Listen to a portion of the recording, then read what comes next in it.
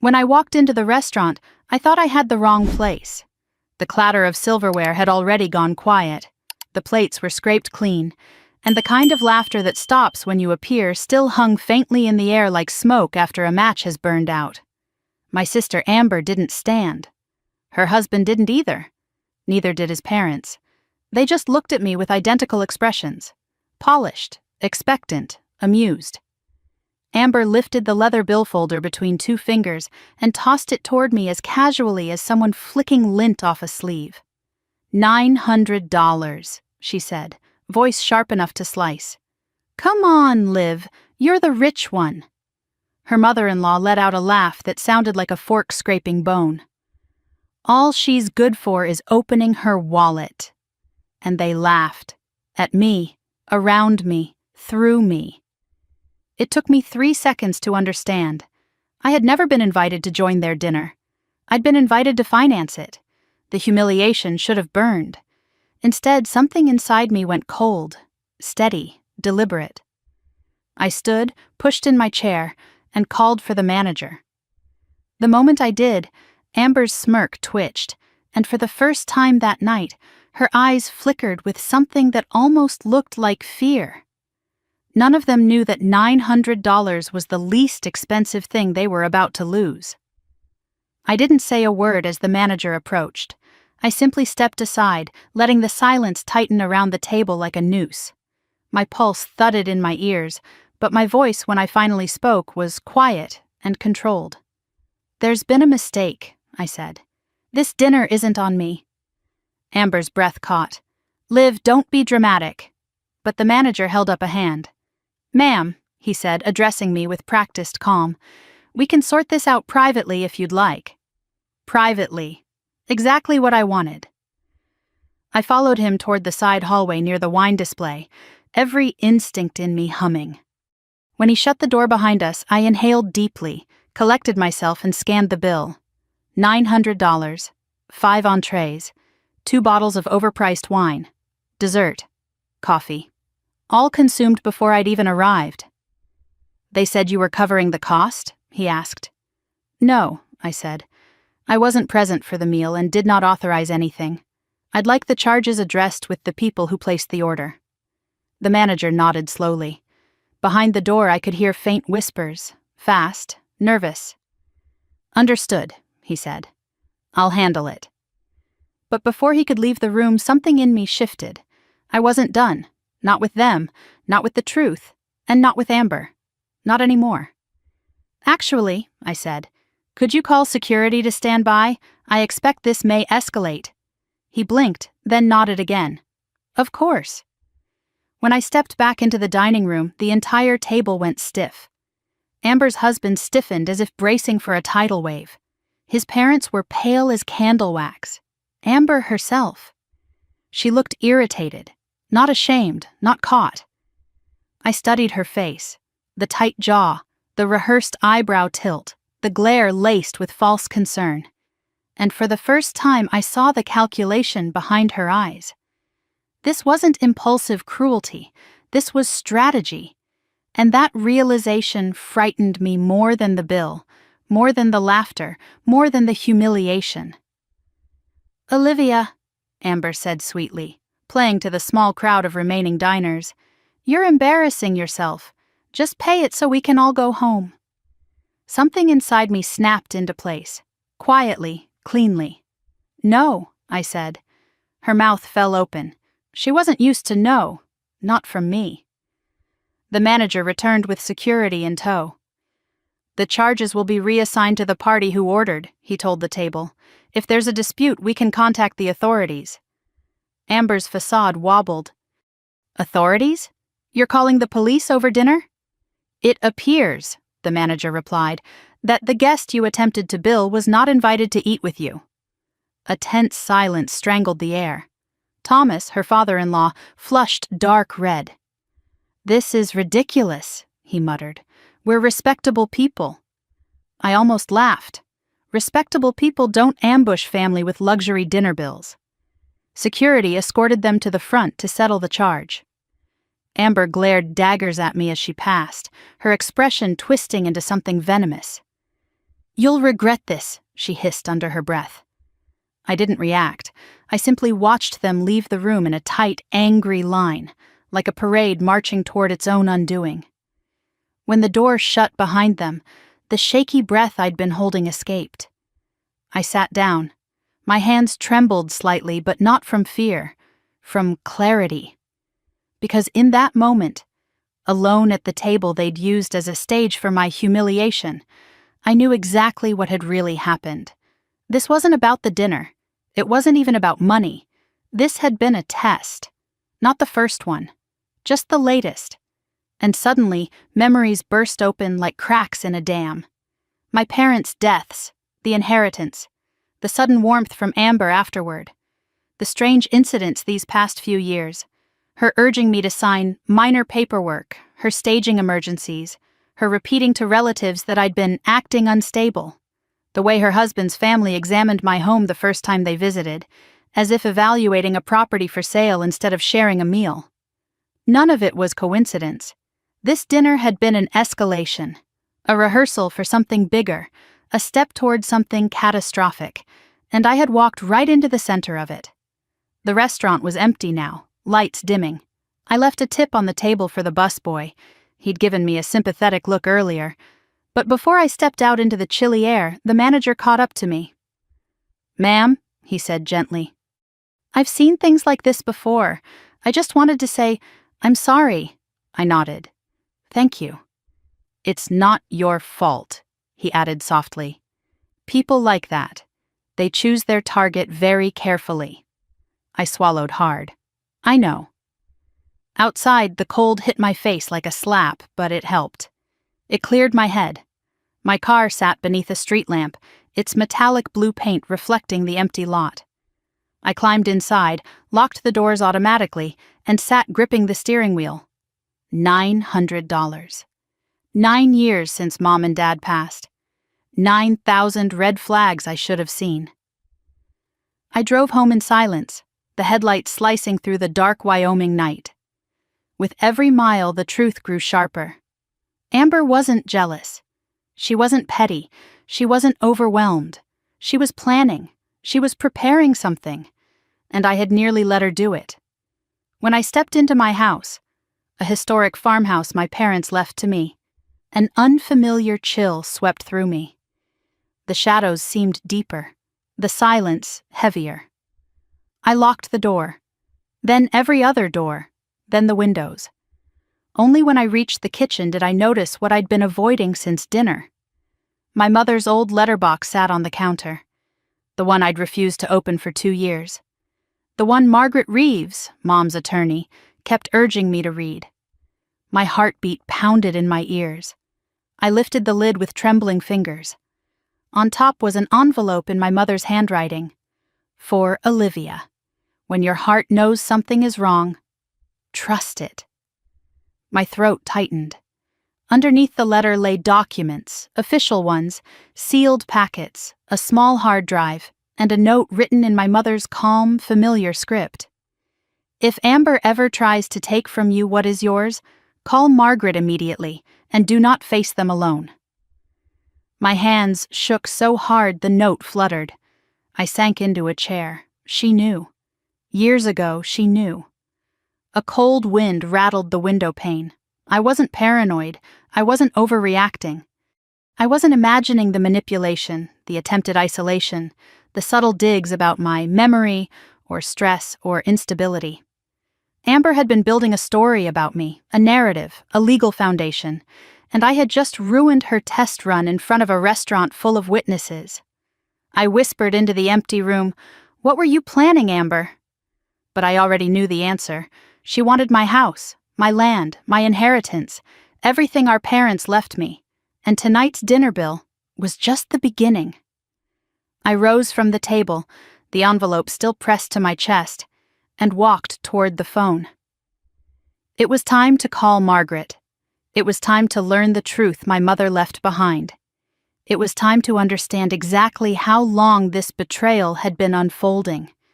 And more importantly, what Amber was willing to do next. Because one thing was certain, she wasn't done, not even close. I didn't sleep the night after the restaurant.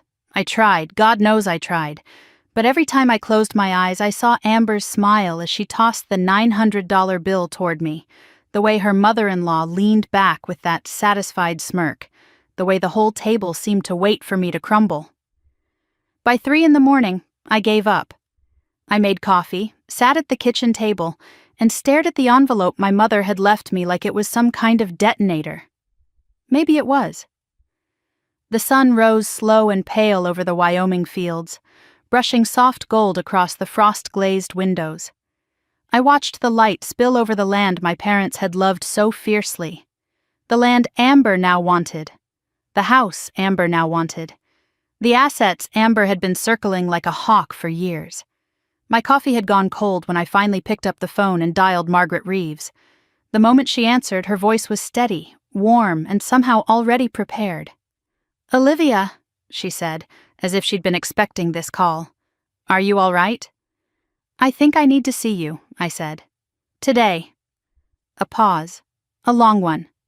Then, "Come in at 10 and bring whatever your mother left you."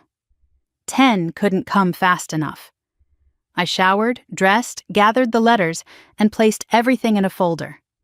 Before leaving, I stood in the doorway of my parents' bedroom, a room I'd kept almost untouched since they passed. For a moment, I let myself hope I was overthinking. Maybe Amber was just being Amber. Maybe it wasn't as dark as I feared. But then I saw her face again, smug, certain, rehearsed. No, I wasn't wrong. I locked the house and drove toward town. Margaret's law office sat in a brick building downtown, the kind with creaky hardwood floors and windows that rattled when Wyoming winds picked up. She met me in the lobby and pulled me into a hug that I didn't know I needed. "You look exhausted," she said. "I feel worse." "Let's go to my office." Her office was cozy, cluttered with books, legal pads filled with her looping handwriting, and a photograph of her and my mother laughing on a hiking trail. My throat tightened when I saw it. "Don't look at me like that," Margaret said gently. "Your mom left us both with things to carry." I placed the folder on her desk. "I think she knew something. I think she knew years ago." "She did," Margaret said simply. "Sit." I sat. She opened the folder, scanning the papers with the eyes of someone who already had answers, but needed confirmation. She pulled out the sealed packet, the letter, the hard drive, and then she sighed. "I was afraid this day would come," she murmured. "What is all of this?" I asked. "Why did she leave it for me? What did she know about Amber?" Margaret didn't answer right away. Instead, she opened a drawer, pulled out a thick file with my mother's name written on the tab, and placed it in front of me. "Your mother was a brilliant woman, Olivia. She understood people, she observed patterns, and after your father passed, she noticed changes." "What kind of changes?" "Amber's behavior," Margaret said softly. "Especially around your inheritance." I felt my stomach twist. I always thought she was just jealous, competitive, Amber. "No," Margaret said firmly. "Your sister isn't jealous. She's strategic." The room seemed to tilt. Margaret continued, "Your mother had reason to believe Amber was planning to slowly undermine you, emotionally, financially, and legally, until she could force your assets into shared control." "But why? My parents left us equal sentimental things. Amber got jewelry, personal items, the scrapbooks." I swallowed hard. "She said that's what she wanted." "Of course she said that," Margaret replied. "It allowed her to look generous, reasonable, above reproach. Meanwhile, she pushed you to keep everything with real value, property, land, investments, the very things someone could target." I leaned back, stunned. "She didn't want the house back then." "She did," Margaret corrected, "but she wanted it when you were more vulnerable, when it would be easy to take." My mother's envelope suddenly felt heavier than lead. Margaret opened the sealed packet. Inside were notes, pages of them, in my mother's handwriting. Dates, incidents, observations, things I'd forgotten or brushed off. Your mother noticed every time Amber spoke over you, every time Amber framed your independence as forgetfulness, every time Amber commented on your work stress in front of family. Margaret flipped a page. Amber told Olivia she should let her handle her finances because she seems overwhelmed. She looked up at me. Do you remember that? Vaguely. I remembered the moment, but not the weight of it. I remembered Amber laughing, brushing it off. I'd laughed too. That wasn't a joke, Margaret said. She was laying groundwork. Groundwork. The word hit me like a hammer. That's exactly what it felt like. The bill at the restaurant, the humiliation. None of it was random. It was a pattern. Margaret pulled out another envelope, with the logo of a private investigative firm stamped on the corner. My breath caught. She hired an investigator? Yes, Margaret said. Your mother wanted to know what Amber and her in-laws were capable of, whether her instincts were correct. And they were. She slid the report toward me. Inside were photographs, screenshots, transcripts of Amber's conversations, notes on her husband's parents' financial history, a foreclosure they'd quietly dodged years earlier, a bankruptcy, a failed business, legal disputes, patterns of befriending older individuals with significant assets, patterns of suggesting shared ownership, patterns of filing for guardianship. Guardianship. My blood went cold. That's for incapacitated people, I whispered. Yes, Margaret said quietly. And your mother worried Amber might try to prove you incapacitated. Not tomorrow, not immediately, but eventually, slowly, carefully, after years of staging incidents that made you appear unstable or irresponsible. My hands shook as I flipped through the pages. There, highlighted, was a note from the investigator cataloging the specific behavioral tests Amber had used on others before. Test generosity with small expenses. Test emotional responses by provoking embarrassment. Test boundary strength. Test financial compliance. Test public humiliation tolerance. The dinner bill slammed into my memory like a fist. Oh my God, I whispered. That was a test. Yes, Margaret said. A very big one. And you failed it. I looked up sharply. I failed? In her eyes, Olivia.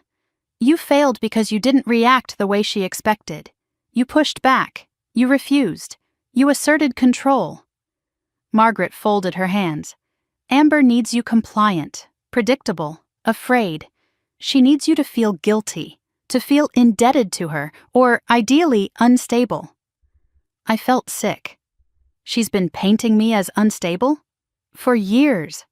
The room was too small, too warm, too full of truths I didn't want to hear. Margaret reached across the desk and touched my hand. Your mother saw this coming. That's why she left you a trust. I blinked. A trust? Yes, a protective trust. One Amber cannot break, one her husband's family cannot manipulate, one designed to activate if anyone attempts to take advantage of you, financially or legally. The words echoed in the quiet room. Activate how? I asked. By freezing your assets, preventing unauthorized transfers, blocking co-ownership changes, and, most importantly, triggering an automatic legal defense protocol through my office. So, if Amber tries to take my house, she'll hit a wall, a hard one. And if she tries to claim I'm incompetent, she'll trigger a full investigation she cannot control. I exhaled shakily. My mother protected me. Margaret smiled softly. Your mother built a fortress around you.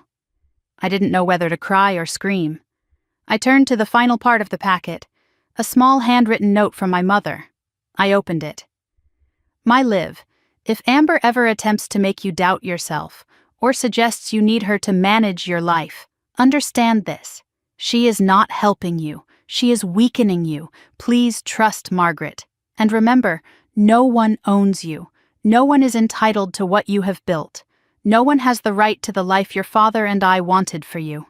If Amber chooses another path, let her walk it alone. My vision blurred. Margaret waited patiently as I read it twice, then pressed it to my chest. When I finally looked up, she said quietly, "There's something else." "Something worse?" Margaret hesitated. "A rare thing." "Yes." She reached into the file cabinet behind her and withdrew a thin folder marked Recent.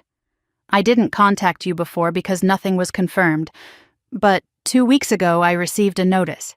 "What kind of notice?" "An inquiry." "From who?" "The county clerk's office." She opened the folder. "Someone requested information about the legal process for filing for guardianship." The room spun. "Guardianship of who?" Her eyes met mine. "You, Olivia." For a full 5 seconds, I forgot how to breathe. Someone had already begun the process. Someone had already laid the groundwork. "Amber," I whispered. "We don't know that yet," Margaret said carefully. "But the request was made the same day Amber visited an estate lawyer she's used before." A cold numbness spread through me. "She wants to take everything," I murmured. "She wants control," Margaret corrected gently. "The assets are a bonus." I leaned back in the chair, my heart pounding like a trapped bird. "Margaret," I said softly, "what do I do now?" "You prepare," she replied, "because if Amber was bold enough to stage a $900 public humiliation, she's closer to making her move than you realize." I swallowed hard. "Will you help me?" Margaret squeezed my hand. "I promised your mother I would." The clock on the wall ticked, a slow, ominous metronome. Margaret continued, "We have to be careful. Amber is impulsive but not stupid. Her in-laws are desperate but cunning. They'll accelerate now that they know you're not compliant." "So what do we do?" "We reinforce the trust protections. We document everything. You follow my instructions exactly, and Olivia—" She paused. "You cannot confront Amber alone. Not yet. That will only escalate her." I closed my eyes. What if she comes to me? She will, and soon. She'll try to seem helpful, loving. She'll try to convince you the guardianship conversation is for your own good. She'll twist your own life against you. And if I refuse? She'll twist that too. I let out a trembling breath. Margaret finished quietly. "Your mother saw Amber clearly. Now you must see her too." I stood slowly. "What if it's already too late?" Margaret shook her head. "It isn't. Because now you know the rules of the game, and Amber doesn't know you're playing." Her words steadied me. I gathered my things, hugged her again, and left the office with a new burning clarity. Amber didn't want a reconciliation. Amber didn't want a relationship. Amber wanted ownership. She thought she had time. She thought I was blind. She thought I was weak. But now I knew. And I wasn't going to let her take anything else from me, or from the life my parents fought to give me. When I got home that evening, my phone buzzed with a text from Amber. "Hey, Liv, need to talk. Stopping by tomorrow morning.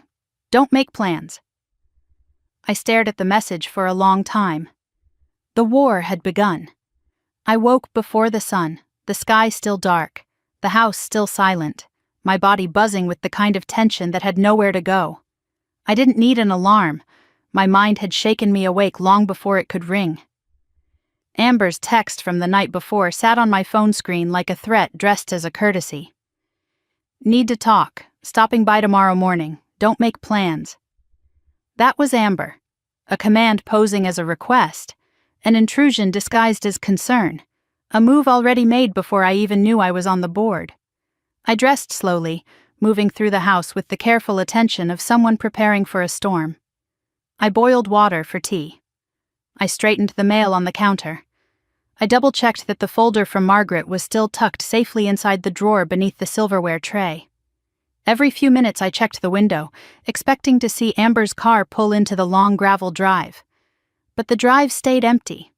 My quiet home, built by my father's hands and my mother's vision, felt suddenly fragile, as if one wrong knock might shake its walls loose. By 8:45, I stopped pretending to clean and sat on the couch, hands clasped so tightly they ached. At 9 on the dot, I heard tires crunching across gravel. Right on time. Amber didn't believe in coincidence. I stood as the knock echoed, 3 sharp raps. Confident, entitled, rehearsed. When I opened the door, she was already smiling her picture-perfect smile, the one she used for holiday cards and social media posts, the one she thought made her look like a polished, put-together wife from a polished, put-together family. "Liv!" she exclaimed, as if we were close, as if she hadn't humiliated me 48 hours earlier. "Oh, good, you're up." She walked past me before I invited her in. I didn't stop her. Not yet. She'd expect a reaction, and I wasn't giving her one. Amber scanned my living room like she always did, her eyes flitting over furniture, decor, photographs, as if deciding what she'd keep and what she'd upgrade once she had control of the place. "Your house is so cozy," she said brightly. Cozy, the word people used when they couldn't bring themselves to say old or outdated. I said nothing. She turned to me, still smiling. "So, we need to clear the air." "About the dinner?" I asked quietly. Her smile strained but held. "Well, that... and other things. You overreacted a bit, don't you think?" "I didn't eat," I replied. "You left me the bill." Amber waved a manicured hand. "Oh, come on, Liv. You make more than all of us combined. And it's family. Why is this suddenly a big deal?" "It wasn't sudden," I said. "It was deliberate." Her eyes sharpened, quick, controlled, calculating. "What are you talking about?" "You tell me." She waited a beat, then shifted strategies so smoothly it was almost impressive. The tone softened, the shoulders drooped slightly, the performance switched from dismissive to wounded. "Olivia, you've been under a lot of stress. I know your job is hectic. I know living way out here alone isn't good for your mental health, and I know you've had... struggles." I froze. There it was. The crack in the mask, the line she'd been rehearsing. The path to guardianship always began with manufactured concern. "Struggles," I repeated evenly. "What struggles?" "You know," she said gently. "The episodes, the forgetfulness, the emotional instability." I stared at her. "Name one." She blinked. Then she blinked again. "Well," she floundered, "I don't keep a list." "Don't you?" I asked quietly. She swallowed. Hard. She hadn't expected me to be this direct, this steady. She'd wanted me defensive, confused, guilty. Instead, I was calm, too calm for her comfort. She pressed on anyway.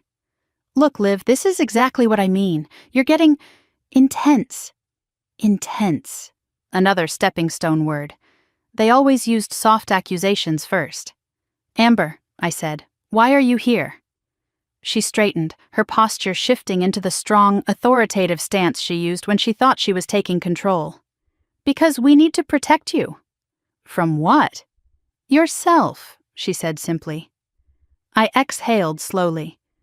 "There's nothing wrong with me." "That's what worries me," she answered, her voice dripping with false empathy. "You're not aware of it. You don't see the signs." "Signs of what?" She reached into her purse, a large leather designer tote that looked suspiciously new, and pulled out a document. She laid it on the coffee table like a dealer laying down a winning hand. My breath caught when I saw the heading. Shared Property Responsibility Agreement.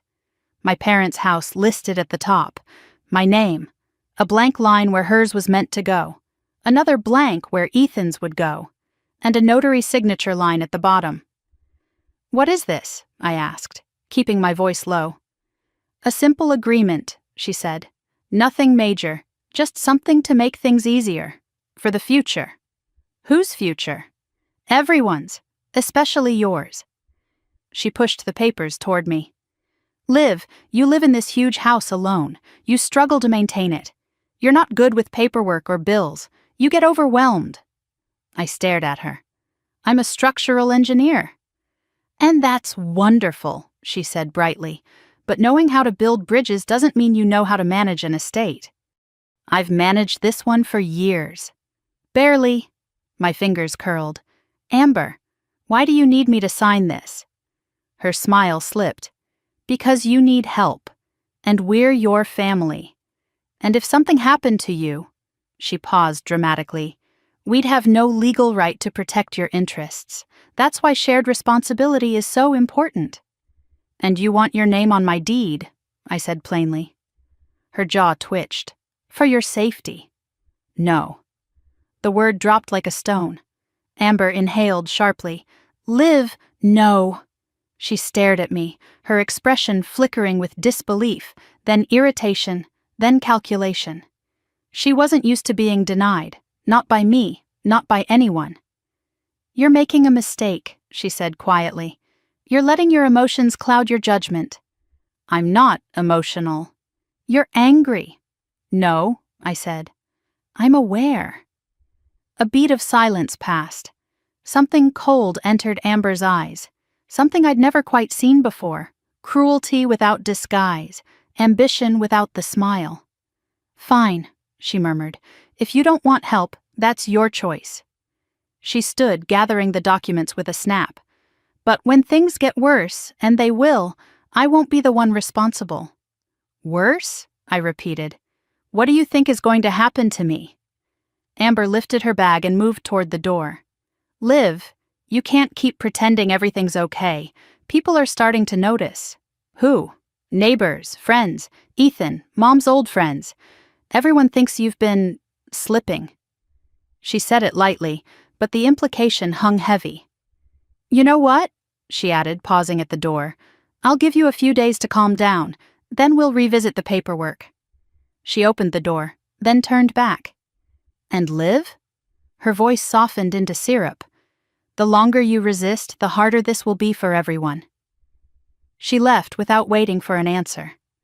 I locked the door behind her, not because I feared she'd come back, but because I needed to feel for 1 second that something in my house was still under my control. Inside the quiet, my legs went weak and I sat on the floor, back against the door, heart pounding. She wasn't hiding it anymore. She'd laid the foundation so clearly even I couldn't deny it now. Step 1, create a narrative of instability. Step 2, pressure me into co-ownership. Step 3, prove I needed supervision. Step 4, file for guardianship. Step 5, take everything. I sat there for a long moment, breathing hard, letting the weight of her words settle. People are starting to notice. That was not a warning. That was a threat. And a flex. Amber wanted me to know she'd been whispering behind my back, that she'd been scripting a version of me that didn't exist, that she'd been preparing witnesses long before I realized I was the target. My stomach twisted.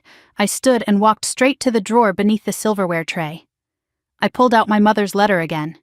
My hands were steadier this time, as if reading her words again would anchor me or armor me. I opened the envelope. Liv, if she ever comes to you with paperwork, it has begun. My breath shook. Do not sign anything. I pressed the letter to my chest.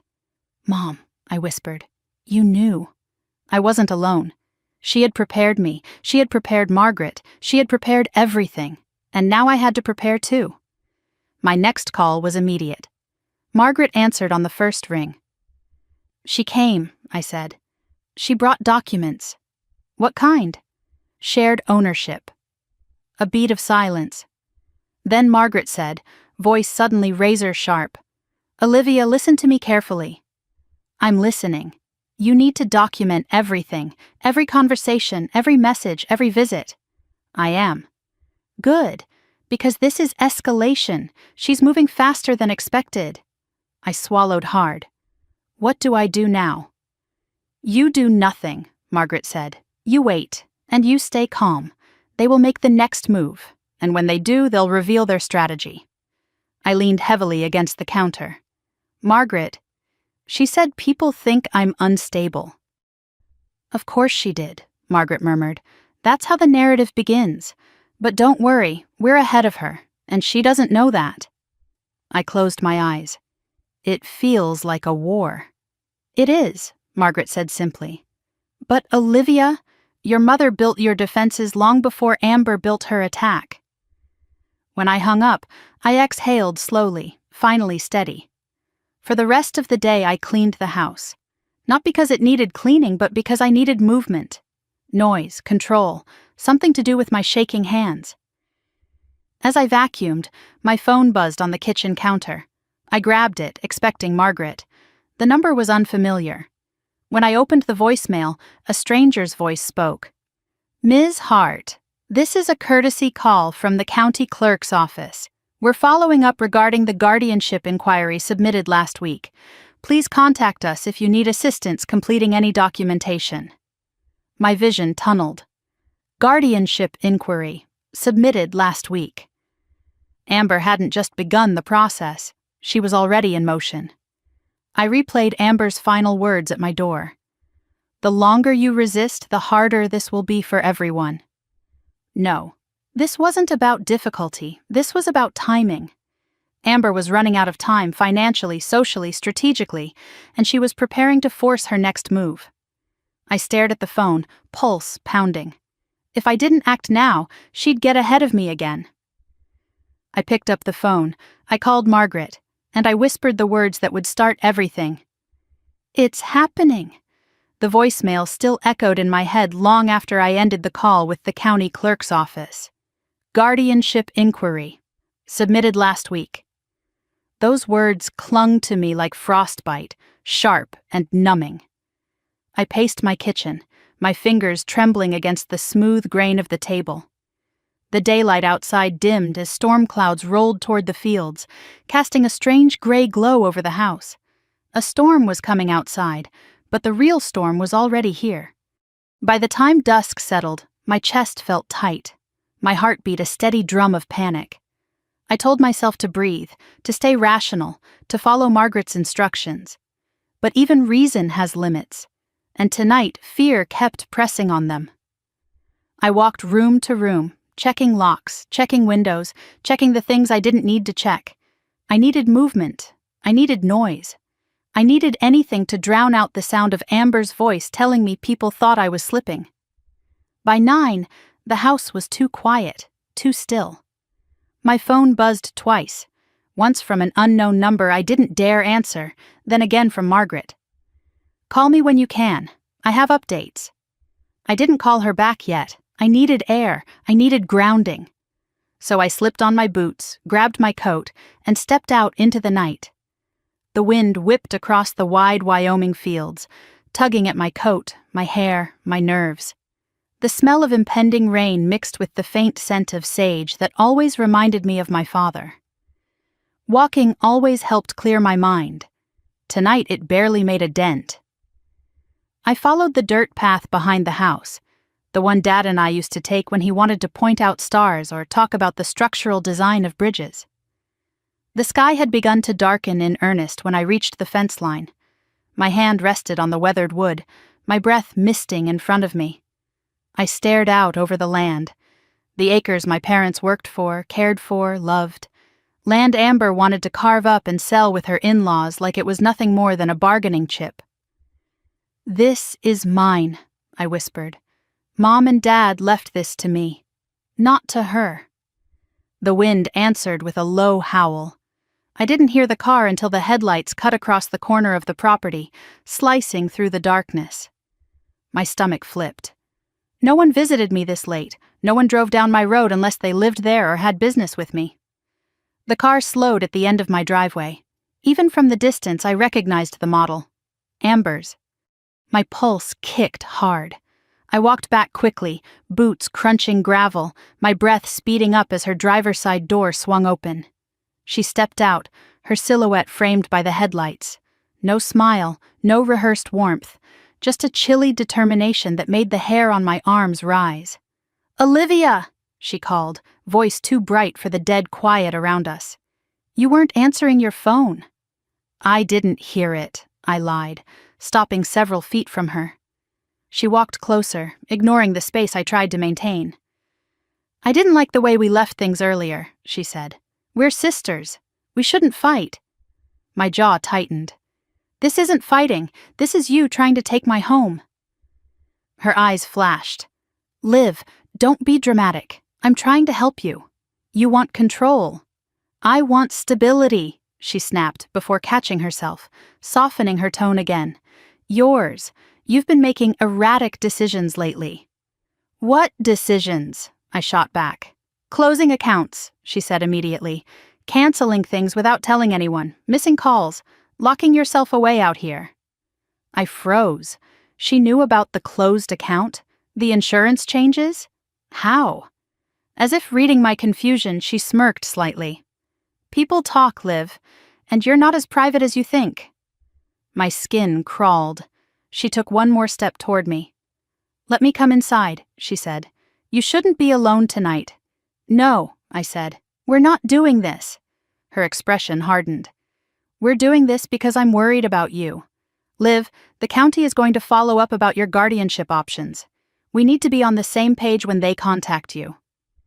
Guardianship options? I repeated. Amber, I'm not 90. I'm not incapacitated. She sighed dramatically. You don't have to be incapacitated. You just have to be unable to make decisions that protect your best interests. And lately, I cut her off. You filed the inquiry, didn't you? Amber blinked. For one fraction of a second, her mask slipped, just a flicker. Enough to confirm everything. I filed an inquiry, she said carefully, because I thought you needed guidance. That's all. Nothing formal. You contacted the county, I said steadily, about having me declared incompetent. I said nothing of the sort, Amber replied, widening her eyes in mock outrage. But Liv, if people start noticing you're not taking care of yourself, there is nothing wrong with me. That's what worries me, she repeated with faux sorrow. Lightning flashed in the distance. We stood in the wind, facing each other like two sides of a broken mirror. Amber with her perfect hair, expensive coat, flawless makeup, polished confidence. Me with dust on my boots, wind-blown hair, and a house full of my parents' memories behind me. She studied my face for a long moment. Then she took a breath, reached into her purse and pulled out a second document. A medical consent form. My stomach lurched. Just sign this, she said, soft and soothing. It lets me talk to your doctor, that's all, so I can help manage things. No, you're being paranoid. I'm being careful. Liv, she said sharply, if you don't let someone help you, you're going to end up making things very hard on yourself. And if I do sign, I asked, you get access to my records, full authority, full leverage. Stop talking like that, she snapped. It makes you sound unstable. There it was, the word she'd been dying to say. I felt something inside me settle, not panic, not fear, but clarity, sharp as glass. I want you to leave, I said. Amber stepped closer instead. You know what? I'll give you one more chance to be reasonable. She held the paper out between us. If you sign this tonight, we can avoid the rest. The rest. The guardianship petition. The legal process. The destruction she believed she could unleash. No, I said again. Amber's smile vanished entirely. She leaned in, voice low and venomous. Then you're forcing my hand. A shiver slid across my spine. I'm going to talk to Ethan, she said. To your doctor, to the county, to everyone who's concerned. And when the time comes, don't say I didn't warn you. I held my ground. Get off my property. Amber stared at me like she was looking at a stubborn child, rather than a grown woman with a career, a home, and a life built on my own terms. Oh, Liv, she sighed. Why do you always make things harder than they need to be? With that, she turned, walked to her car, and slammed the door hard enough to make me flinch. The tires spun gravel as she sped down the driveway into the night. The moment she disappeared, my knees weakened. I braced myself against the fence, breath shaking free from my chest in broken bursts. She'd escalated, fast, too fast. The guardianship inquiry had been submitted, the paperwork had begun. Her visit tonight had not been about reconciliation, it had been reconnaissance. She wanted to see whether I'd crack, whether fear would make me sign something without thinking, whether my resistance could be used as evidence of instability. And she was planning her next move already. I stumbled back into the house, locked every door, closed every curtain. My hands shook so hard I could barely type as I texted Margaret. Amber came. She brought more paperwork. She threatened guardianship. Seconds later, the phone rang. "Tell me everything," Margaret said. I did. Every word, every lie, every threat. When I finished, the silence on her end felt heavy. "This confirms it," she said. "She's moving aggressively." "What do I do now?" I whispered. "You prepare," Margaret repeated. "And Olivia, you're not going to like this next part." "What part?" "You have to let her think she's succeeding." "What?" "We need her to make a mistake, to show her hand, to say the wrong thing to the wrong person, to push too far. And she will, but only if she believes you're vulnerable." I closed my eyes, exhaustion flooding me. "So I have to pretend to be the thing she says I am?" "Momentarily," Margaret said. "Long enough for us to have what we need. You must not confront her again." "I didn't confront. You stood your ground," Margaret corrected. "And that's good. But from here forward, she can't know you're building a defense. You have to appear compliant, just enough." I swallowed. "I don't know if I can." "You can," she said, "because your mother knew you could, because she prepared for this, and because you're not alone." I sank onto the couch. "What happens next?" Margaret's voice steadied. "We wait for her next move. And Olivia?" "Yes?" "Whatever happens, do not sign anything." I nodded, though she couldn't see it. When the call ended, the house felt unbearably silent again. I walked to the window and watched the fields sway in the wind, remembering nights when this land felt safe, comforting, alive. Tonight, it felt like a battlefield. But I wasn't standing on it unarmed. Not anymore. Not with my mother's trust, Margaret's guidance, and the truth finally in my hands. Amber had made her move. Now it was my turn to prepare for mine. The next morning arrived with a sky the color of steel wool, flat and heavy, the kind of Wyoming morning that made everything feel colder than it really was. I didn't sleep much.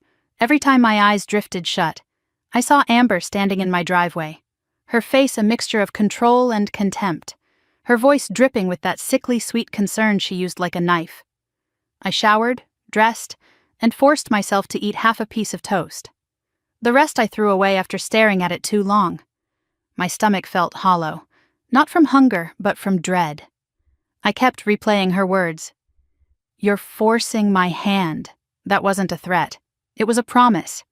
And promises were the one thing Amber always kept. At 9:30, Margaret called. "I'm heading your way," she said. "You shouldn't be alone today." "I'm fine," I tried. "No, you're not. I'm leaving now." Her tone brooked no argument. I hung up and exhaled through my teeth. I wasn't fine. She knew that. I knew that. By the time Margaret pulled into my driveway 40 minutes later, the wind had picked up again, rattling the old porch swing and sending brittle leaves skittering across the gravel. I stepped outside to meet her. She got out of her car holding a leather briefcase tucked under one arm. "You look pale," she said bluntly. "You look bossy," I replied. "Good. We're both observant." Despite everything, I almost smiled. Inside, she set her briefcase on the kitchen table and sat across from me. "Before we get into what I brought," she said, "you need to tell me every word Amber said last night.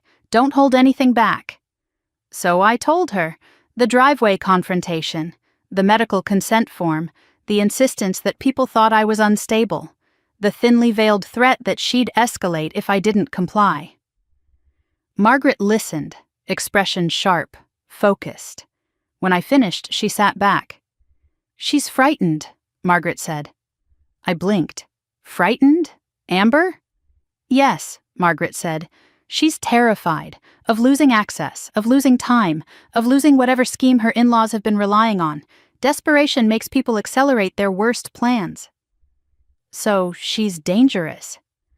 "More than she was 2 weeks ago," Margaret confirmed. "But desperation also makes people sloppy. She'll make mistakes, and we'll be waiting." I rubbed my temples. I feel like I'm living inside someone else's nightmare. No, Margaret said quietly. This is your reality, but you're not powerless in it. She opened her briefcase and pulled out a thick binder.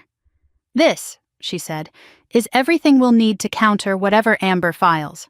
It includes your mother's trust structure, the investigative report, the activation triggers, everything. I stared at it. A fortress in the form of paperwork. Margaret continued, but we need to add one more thing, your documentation. My documentation? She nodded. From today forward, you start a record. Every voicemail, every message, every visit, every time she says or does something that undermines you. I've already been writing things down. Good, but now it needs to be systematic, dated, times, places. If Amber wants to build a case that you're unstable, we'll build a case that she's predatory. I swallowed hard. What if she goes to the county before we're ready? She already did, Margaret said. But she won't stop there. Guardianship petitions require proof. They require psychologists, doctors, character witnesses, incidents, financial irregularities. She's been laying groundwork for years. Your mother knew that. But without a triggering event, guardianship arguments fall apart. Triggering event, I murmured. She'll try to create one, Margaret said simply. A moment she can point to that makes you look irrational or volatile or incapable. That's why you must remain calm, controlled, predictable, even if she tries to provoke you. That's what scares me, I admitted. Amber knows exactly how to push me. She won't succeed if you know the game she's playing. I stared at Margaret. Do you really think they're planning to take everything? My home, my land, my accounts? I think they already believe they've taken it, she replied. They just haven't told you yet. A chill went down my spine. Before she could say more, someone knocked on the front door. 3 sharp raps. My blood froze. Margaret's eyes met mine. Stay calm, she whispered. Let me handle this. I stood slowly, forcing my breath into steadiness, and opened the door. It wasn't Amber. It was Ethan. My entire body sagged with conflicted relief and dread. His posture was stiff, his face tight, hands shoved deep in his coat pockets. Hey, Liv, he said quietly. Can we talk? Margaret stepped beside me, her voice smooth. What's this regarding? Ethan blinked, surprised. It's personal. Personal, Margaret repeated, has legal implications today. You can say it in front of me. He hesitated, then nodded once. Amber told me you two had a disagreement. That's one word for it, I said. She said you were fragile, he continued awkwardly, and that she's worried you're making decisions that aren't safe or rational. Margaret muttered something under her breath that sounded like a lawyer's version of profanity. And she asked me to check on you, Ethan said. I swallowed a rush of anger. Check on me or evaluate me? His shoulders sagged. I don't know anymore. We stood there in the doorway, the air cold between us. Finally, Ethan lifted his eyes to mine. Liv, are you all right? Margaret's hand touched my elbow, a warning not to let emotion shape my answer. I'm fine, I said, but Amber isn't telling you the truth. He breathed out, a shaky, conflicted sound. I don't know what to believe. My parents think she's doing the right thing. Amber says your home is too much for you. She says you're overwhelmed, that you're acting erratically. Do you believe her? I asked. Ethan's eyes flickered. I think Amber believes she's right. That's not an answer. It's the only one I have right now. Margaret stepped forward slightly. Mr. Collins, we appreciate your concern, but Olivia is perfectly capable of managing herself and her affairs. In fact, she is under legal advisement at this time. His brows drew tight. Legal advisement? Yes, Margaret said, and anything further should be communicated through my office. Ethan hesitated again, torn between fear and his wife's version of the story. I just want peace, he murmured. Then you married the wrong sister, Margaret replied without hesitation. Ethan flinched. Before he could say more, Margaret closed the conversation with a smooth, professional finality. "We'll be in touch if necessary." Ethan nodded, stepped back, and walked toward his car without looking back. Dust swirled behind his tires as he drove away. When he disappeared down the road, Margaret closed the door and blew out a sharp breath. She's already using him. She always used him, I whispered. He just never saw it. Margaret sat again at the table. This changes our timeline. If she's using Ethan to establish third-party concern, she's preparing witnesses. We need more evidence before she moves to the courts. How do we get that? By documenting their pressure, she said, and possibly recording it. I felt heat rise in my cheeks.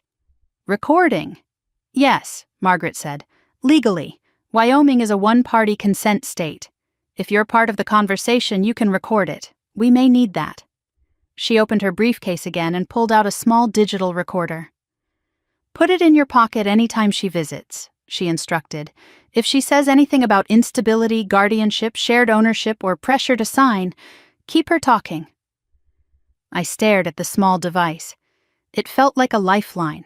It also felt like betrayal. Margaret saw the conflict in my face. Olivia, listen. Amber is not your sister in this situation. She is an opposing party, and she is documenting you. I promise you that. My stomach twisted. Of course she was. She'll try again soon, Margaret continued. She didn't get what she wanted last night. She'll escalate. She'll invent urgency. She'll involve neighbors, more family members, maybe even clergy. The next step is cornering you emotionally. She wants you to falter. I took a deep breath. So I have to pretend I'm compliant. Not compliant, Margaret corrected. Just neutral, untouchable, a person who does not react. I pressed the recorder into my palm. Okay, I said softly. I can do that. We spent the next 2 hours going over scenarios. What to say, what not to say, what tone to use, how to deflect, how to redirect, how to protect myself without revealing the fortress being built around me. Margaret eventually left, promising to update me once she reviewed new filings. After she drove away, the house felt quieter than ever. Too quiet. I walked through each room, touching the familiar walls, the picture frames, the furniture my parents chose. I ended in my mother's study, her sanctuary. I sat in her old rocker and let the silence settle over me. "This is mine," I whispered again, "and you trusted me to protect it." Outside, the sun slipped behind the hills, painting the sky with streaks of violet and gold. I stood, walked to the window, and stared at the driveway. I told myself I was imagining it, but maybe I wasn't. Because for one split second, I thought I saw a car parked just beyond the bend in the road, watching, waiting, planning its next move. Amber wasn't done, and the war was only just beginning. The next 48 hours crawled by like they had weights tied to them. Every sound in the house felt louder, every shadow felt too still. Every buzz of my phone made my stomach tighten the way it does when you expect bad news and know you won't be wrong. Amber didn't return that night after her confrontation in the driveway. She didn't text, didn't call, didn't pretend to check in. And somehow her silence felt more dangerous than her presence. Silence meant planning. Silence meant escalation. By Saturday morning, my nerves were stretched thin. I tried keeping busy, organizing old project files from work, sweeping the porch, restocking the pantry. But my thoughts kept circling back to one question. What was Amber doing now? What was she preparing? The guardianship inquiry wasn't a warning, it was the beginning, and beginnings always led somewhere. At noon, my phone buzzed again. A message from an unknown number. "Ms. Hart, this is a courtesy call to inform you your primary care physician submitted a note regarding your annual wellness check. Please contact the office if you wish to review your health documentation." I froze. My last wellness check had been routine, perfect. I had no ongoing medical issues, no prescriptions, nothing Amber could use, unless someone asked the office to send something, or asked a leading question or implied concern. I sat down hard at the kitchen table, my throat tightening. That wasn't coincidence. That was a probe. A test to see if the doctor could be used to build a narrative. I grabbed the recorder Margaret had given me and slipped it into my pocket, pulse thudding. If Amber showed up today, I needed proof. If she pushed again, I needed evidence. I wasn't going into this blind anymore. I was still sitting at the table when tires crunched across the gravel. I felt the sound before I heard it. I stood slowly, forcing my breath into something steady, rehearsing Margaret's instructions. Stay calm. Show nothing. Record everything. When I looked through the window, my breath stilled. It wasn't Amber's car. It was her in-laws. Thomas and Lorraine Collins stepped out of their sleek silver SUV with the confidence of people who thought they owned everything they stood near.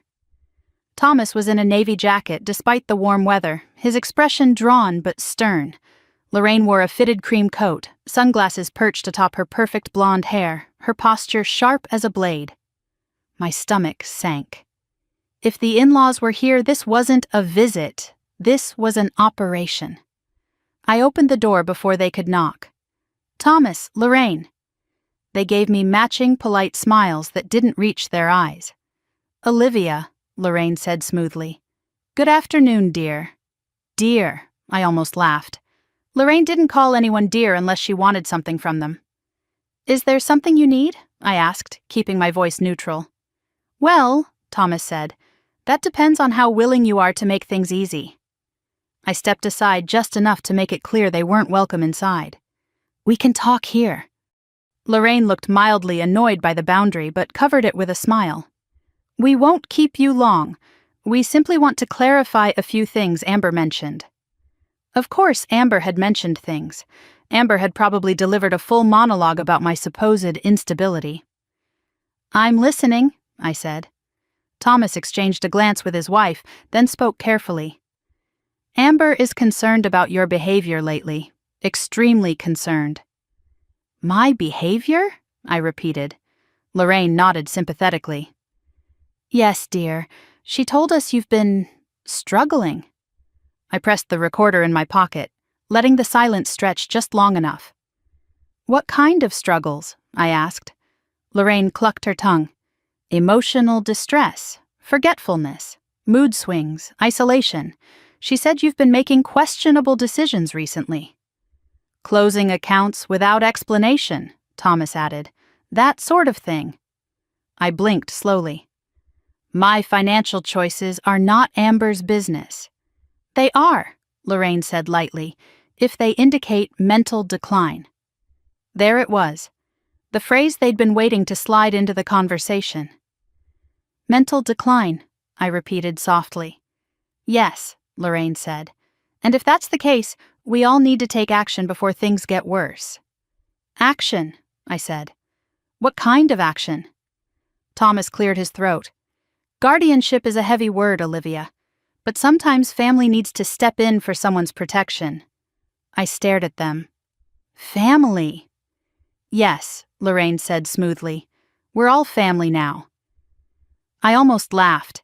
Instead, I forced my jaw to relax.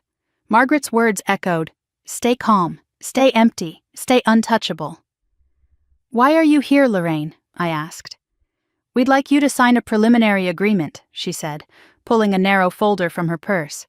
Nothing binding, just acknowledgement that you're open to financial oversight. My heart thudded against my ribs. Financial oversight. Yes, Thomas said. Amber fears you're not managing things well. This will allow us to help before the situation becomes problematic.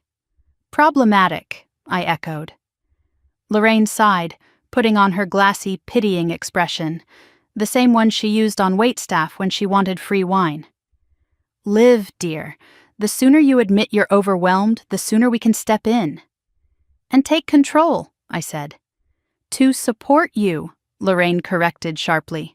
No, I said. The couple blinked. No, Lorraine repeated. I'm not signing anything. A chill passed over Thomas's face, the polite veneer slipping. That, he said, is unwise. It's my decision, I replied. He stepped closer, invading my space the way Amber always did. You are making things harder than they need to be. Thomas, Lorraine murmured, touching his arm. Let me. She turned back to me with a somber expression. Olivia, I'm going to be frank. The county already has concerns. If you refuse help, you reinforce the narrative that you're unable to make decisions. My stomach clenched. Reinforce the narrative. The same phrase Margaret had warned me about.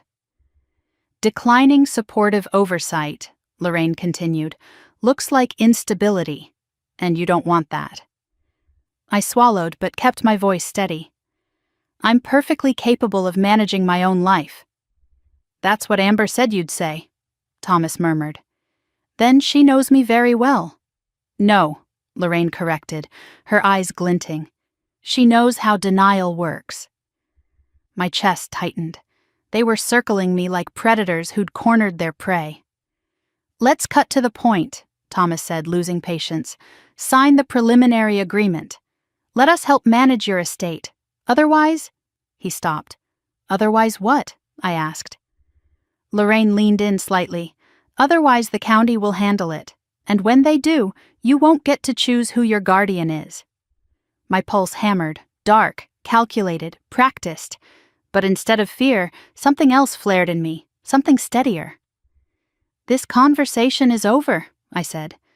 Lorraine's face tightened. You're being childish. No, I said, I'm being rational and you're trespassing. Thomas's jaw flexed. Olivia, you don't want to do this. Yes, I said, I do. I stepped backward into the doorway. Leave. Now. Lorraine's eyes narrowed. Thomas muttered a curse under his breath. This isn't over, Lorraine said softly. I know, I replied. They walked back to their SUV stiffly, anger radiating off them like heat. Dust billowed behind their tires as they sped away. The moment they were gone, my breath left me in a shaky rush. My knees gave out and I slid to the floor, heart pounding like it wanted out of my chest. Not just Amber, her in-laws too. Working as a unit, a coordinated strike, and they'd escalated faster than Margaret predicted. I scrambled to my phone and called her. She answered on the first ring. What happened? She asked. They came, I gasped, voice shaking. Her in-laws. They brought paperwork. They said guardianship would be taken out of my hands if I didn't agree to oversight. Silence. Then, good, Margaret said. I blinked. Good? Yes, she said, because now we have evidence of coercion from multiple parties. We needed them to overreach, and they have. I exhaled a breath I didn't know I'd been holding. Margaret continued, they revealed their timeline. That gives us an advantage. What do we do now? We prepare for the petition, she said. It's coming soon, possibly days, and when it does, we'll be ready. You've just given us exactly what we needed. I slumped against the doorframe, exhausted. This is really happening, isn't it? Yes, Margaret said softly. But Olivia, you're not losing. You're just finally seeing the truth. I closed my eyes. The truth was terrifying, but knowing it, that was power. And I wasn't going to let my sister or anyone else take anything more from me.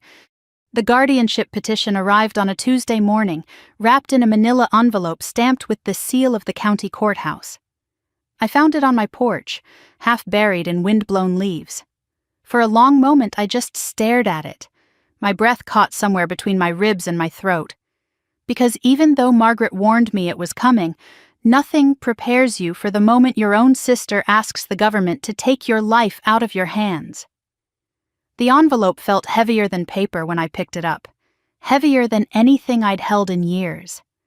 I carried it into the kitchen, set it gently on the table, and just looked at it as if it might speak on its own. My hands trembled as I opened it. The first page was a formal notice. The second was a statement of concerns.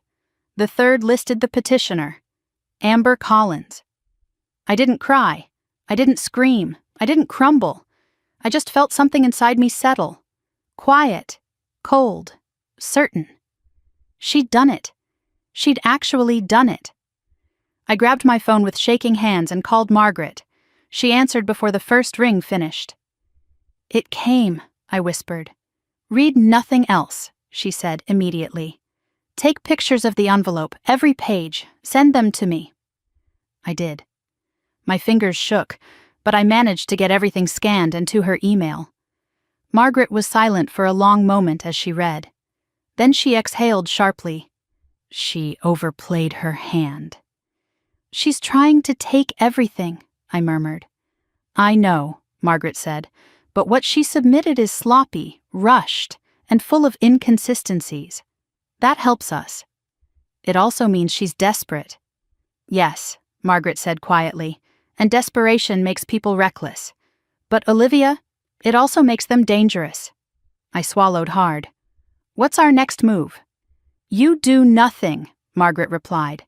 "I do everything. This petition triggers your mother's trust mechanisms. I'll handle the filings. And you—" "Yes?"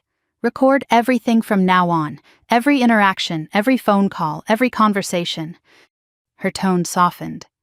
"I know it feels invasive, but you need to protect yourself." "I will," I said. "I promise." "Good. I'll be at your house in 2 hours." When the call ended, I sat at the table with the petition in front of me.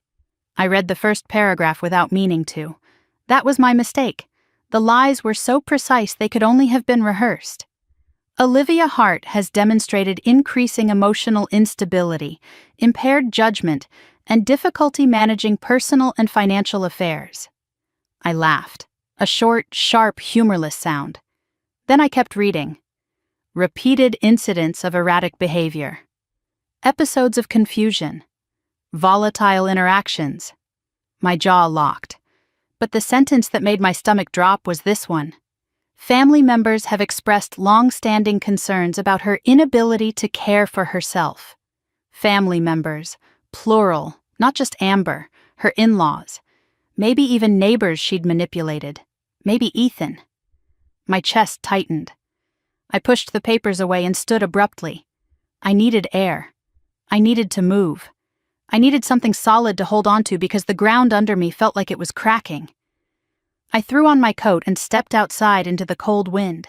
The sky overhead was a wash of gray, heavy enough to feel like a weight pressing between my shoulders. I walked across the field, boots sinking into the damp earth, heading toward the old barn my father built when I was 8. The air smelled of hay and dust and winter. It felt like him. I leaned against the wooden wall and closed my eyes. For a moment I pretended the world was simple again. That family meant safety, that people meant love, that betrayal was a thing that happened in movies and not in your own living room. But pretending didn't last long. When I opened my eyes, Amber's SUV was pulling up my driveway. Not again, not today, not now. My heart hammered as I strode back across the field. The closer I got, the clearer I saw her, standing beside her car, arms folded, expression tight with righteous purpose. She wasn't alone. Ethan was with her. My stomach dropped. "Liv!" Amber called too brightly. "We need to talk." I slowed, forcing myself to reach for the recorder in my coat pocket. I clicked it on without looking at it. "What do you want?" I asked calmly. Amber held up a copy of the petition. Hers was crisp, untouched by my shaking hands. "I assume you've seen this?" "I have." "Good," she said, nodding as if this was all unfolding according to her plan. "Then we're on the same page." "What page is that?" "That you need help," she said, voice soft with condescension. "And you're refusing to accept it." "I'm refusing to accept your lies." Amber stiffened. "Liv, it's for your own good." I almost laughed. "You filed a petition to take control of my estate." "It's called a protective guardianship," Amber corrected. "It's not about control, it's about safety." "Whose safety?" I asked. She hesitated. "Yours, obviously." I blinked slowly. "You want my house, you want my assets, you want my land. That's what this is." "That's unfair," she snapped. "I'm thinking long term. You can't manage everything alone forever." "I've managed just fine." "Not according to these," she said. shaking a stack of papers. I felt my pulse kick hard. "What are those?" "Statements," she said simply, "from people who've noticed—" She let the sentence hang, waiting for me to fill it with fear. "Notice what?" I asked, voice steady. Amber inhaled slowly. "That you're slipping." I tilted my head. "Who are these people?" Amber hesitated just a hair too long. "My neighbors?" I asked. "No." "Your husband?" She glanced at Ethan, and right there, everything in me went still. Ethan didn't look confident. He didn't look convinced. He looked sick, pale, caught in a lie he didn't fully agree to. "Ethan," I said quietly, "did you submit something?" His eyes flicked down. Amber stepped between us like a wall. "He didn't do anything you should be upset about." That was answer enough. My heart cracked, not in anger but in something more like grief. Ethan wasn't malicious. He was manipulated. He was drowning under Amber's pressure, her narrative, her certainty. "Liv," he said softly, I told them you seemed stressed. That's all." "Stressed," I repeated softly. Amber touched his arm sharply. "You don't owe her an explanation." I forced myself to inhale, then exhale slowly. "Amber, leave." "No," she said. "Not until you listen." I did listen. And I'm telling you, leave." Amber's face hardened. "You're making a mistake, Liv. There's nothing to discuss. You can't ignore this." "I'm not ignoring it," I said quietly. "I'm documenting it." Amber froze. "You're what?" I met her gaze head on. "Everything you're doing, everything you're saying, I'm keeping record." "Why?" she asked sharply. "Because when this reaches court," I said, "the judge will want to know who is unstable and who is manipulating." Silence. A still, cold, dangerous silence. Amber stepped closer, her jaw clenched so tightly I could see the tendons strain in her neck. "You think you can fight this?" "Yes." "You can't," she hissed. "I've already started the process." "So have I." Amber's face turned almost ashen. Ethan stepped between us. "Amber," he said quietly, "maybe we should go." She ignored him, eyes locked on me with a kind of hatred I had never seen from her before. "You're going to regret this," she whispered. I took a step back, keeping my voice even. "That's what you always say when someone tells you no." Amber's eyes flashed with fury. Without another word, she spun on her heel, marched back to her SUV, and slammed the door. Ethan hesitated for one small, broken moment, almost like he wanted to say something, but Amber yelled his name, sharp as a whip crack. He flinched and followed her. The SUV sped away, gravel spraying behind its tires. The moment they disappeared, my knees buckled. I caught myself against the porch railing, breathing hard. I pulled the recorder from my pocket and whispered, "Did you hear that, Mom? She's doing it. But so am I." Inside the house, the petition still sat on the kitchen table. But something in me had changed. Fear was still there, cold and heavy. But beneath it was something new. Resolve. Amber wasn't the only one who could escalate. And she had no idea how much protection my mother had built around me. When Margaret arrived an hour later, she listened to the entire recording twice, her jaw tightening with each word Amber spoke. When it ended, Margaret closed her eyes and exhaled slowly. "This," she said finally, "is exactly what we needed." "What happens now?" I asked. Margaret's voice steadied into steel. "Now, Olivia, we prepare our counterattack." The days after Amber filed the guardianship petition felt like living inside a tightening wire. Everything hummed with tension. The phone ringing, the mail arriving, even the wind hitting the windows. I kept expecting another blow, another knock, another ambush. But Amber went silent again, and her silence had become its own kind of warning. Something was coming, something big, and I needed to be ready for it. Margaret visited me every day that week, sometimes just for an hour, sometimes for an entire afternoon. We sat at my kitchen table with stacks of documents between us, building what she called a defensive spine, a structure so strong that Amber and her in-laws would break against it before it ever bent. On Thursday morning, Margaret arrived with a heavy binder and a small hard drive. "This," she said, setting them both down, "is from your mother." My breath caught. "There's more?" "Much more," Margaret said. "She prepared levels of protection she didn't want you to see unless you absolutely needed them. And now, Olivia, you need them." I sat down slowly, my hands trembling slightly as I opened the binder. Inside were handwritten notes, attorney correspondence, and a structured timeline, my mother's. She had mapped out every concern she had about Amber from the year after my father died. Little things at first. Comments Amber made about my job being too stressful. A time she told my aunt I was forgetful. A moment at Christmas when she tried to take over my mortgage conversations as a favor. Mom had noticed everything, every seed Amber planted, every shift in tone, every quiet attempt to suggest I needed help. "She knew," I whispered. "She knew all this time." Margaret touched my hand. "Your mother was perceptive. She saw behaviors long before you had reason to interpret them as threats." I's throat tightened. "She tried to warn me. I didn't want to see it." "That's normal," Margaret said gently. "You trusted your sister. You wanted family. You didn't want a war." But war had come anyway. I turned the page to find printed photos taken by the investigator my mother hired.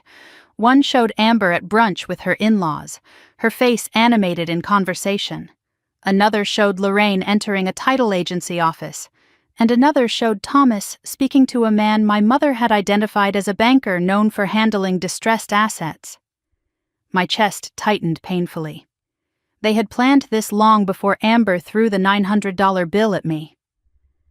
"Why didn't she tell me sooner?" I asked softly. Margaret's expression softened. "Because she hoped it wouldn't come to this.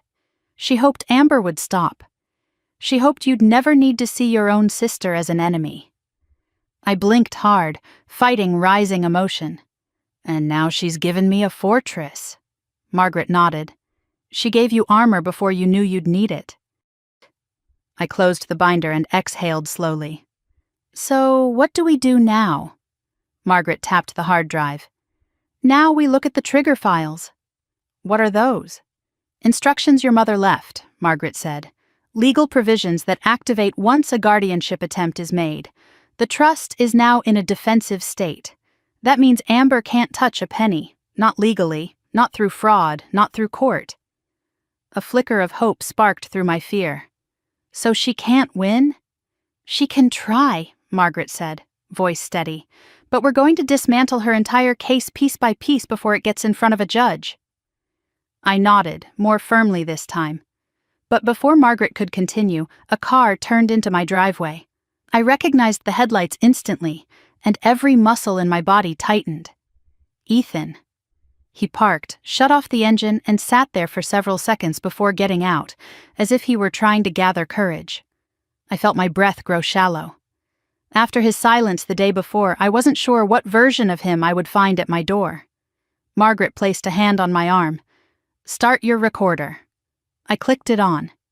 Ethan approached the porch with his hands jammed into his coat pockets, his face pale, strained. He stopped at the bottom of the steps. "Liv," he said, voice fatigued. "We need to talk." Margaret stepped into the doorway beside me. "This conversation will be documented, Mr. Collins." He nodded, surprisingly not resisting. "That's fine. I need to tell you something." I folded my arms and kept my expression neutral. Margaret had trained me well. "What is it?" I asked. Ethan took a slow breath. "Amber told me not to come here. She said I'd make things worse." He looked up, pain flickering in his eyes. "But I can't keep pretending I don't see what's going on." I exchanged a quick glance with Margaret, but kept silent.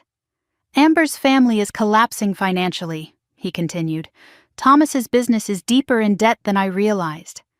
Lorraine's credit lines are maxed out, and their house," he swallowed, "it's in pre-foreclosure, Liv." Everything inside me went cold. "They've been hiding it from everyone," Ethan said. Even from me. I only found out because a notice came in the mail. And when I confronted Amber about it, she didn't deny it. Lorraine's visit, Thomas's cold stare, the rushed guardianship filing. It all clicked together with brutal clarity. "They want my house," I whispered. Ethan nodded miserably. "They need it." Margaret's voice was calm but razor-sharp. "And they think they're owed it." Ethan squeezed the back of his neck. "Amber kept saying you have too much for one person and that families should share wealth. That you weren't using your assets efficiently. That if you lost the house, it'd be better for everyone." My stomach twisted sickeningly. Amber believed that. She genuinely believed taking everything from me was justified, because she needed it. "That house isn't just property," I said quietly. "It's my parents' legacy." Ethan blinked hard. "Liv, I know. And you need to know something else too. Amber's parents told her that once guardianship is granted, everything you own can be liquidated to pay for your care. They've already discussed listing the house." I staggered back a step, fury rising so quickly I tasted metal. Margaret caught my arm. "Olivia, breathe." Ethan looked between us. "I'm not defending them. I'm telling you because you deserve to know. You deserve the truth." "What about the petition?" I asked. "Did you sign anything?" "No," he said quickly. "They wanted me to write a statement, but I refused. I told Amber I wouldn't lie." "Then why didn't you tell me sooner?" I asked, my voice breaking in spite of myself. He looked down, guilt heavy in every line of his posture. "Because I was afraid of her reaction. She's not the person I thought I married." Margaret studied him for a long moment. "Mr. Collins, are you willing to testify to any of this?" He hesitated. I don't know yet. "Are you willing to stop helping her harm Olivia?" He nodded fiercely. "Yes, I've already done that." Margaret's posture softened by an inch. "Then you've taken the first step." Ethan's shoulders sagged with exhaustion. "Liv, I'm sorry. I'm so sorry. I should have protected you." I didn't say anything. I didn't trust my voice. After a long moment, Ethan stepped back. "I shouldn't stay here. If Amber finds out, she'll twist it somehow. But if you need anything at all, call me." He turned and walked slowly to his car. Before he got in, he looked back at me one more time. Something broken, something remorseful in his eyes, then drove away. When the gravel settled, Margaret spoke first. "This," she said, pointing to the recorder in my hand, "is proof." "One part of it," I murmured.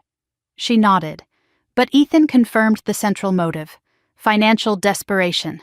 That will undermine her petition immediately. I inhaled shakily. I didn't realize how close they were to losing everything. "That's why they accelerated," Margaret said. "Their house, their debt, their reputation, they're cornered animals. Cornered animals bite." I looked down at the petition on my table and felt a strange surge of strength. "So do people who've been underestimated," I said. Margaret's lips curved into the faintest smile.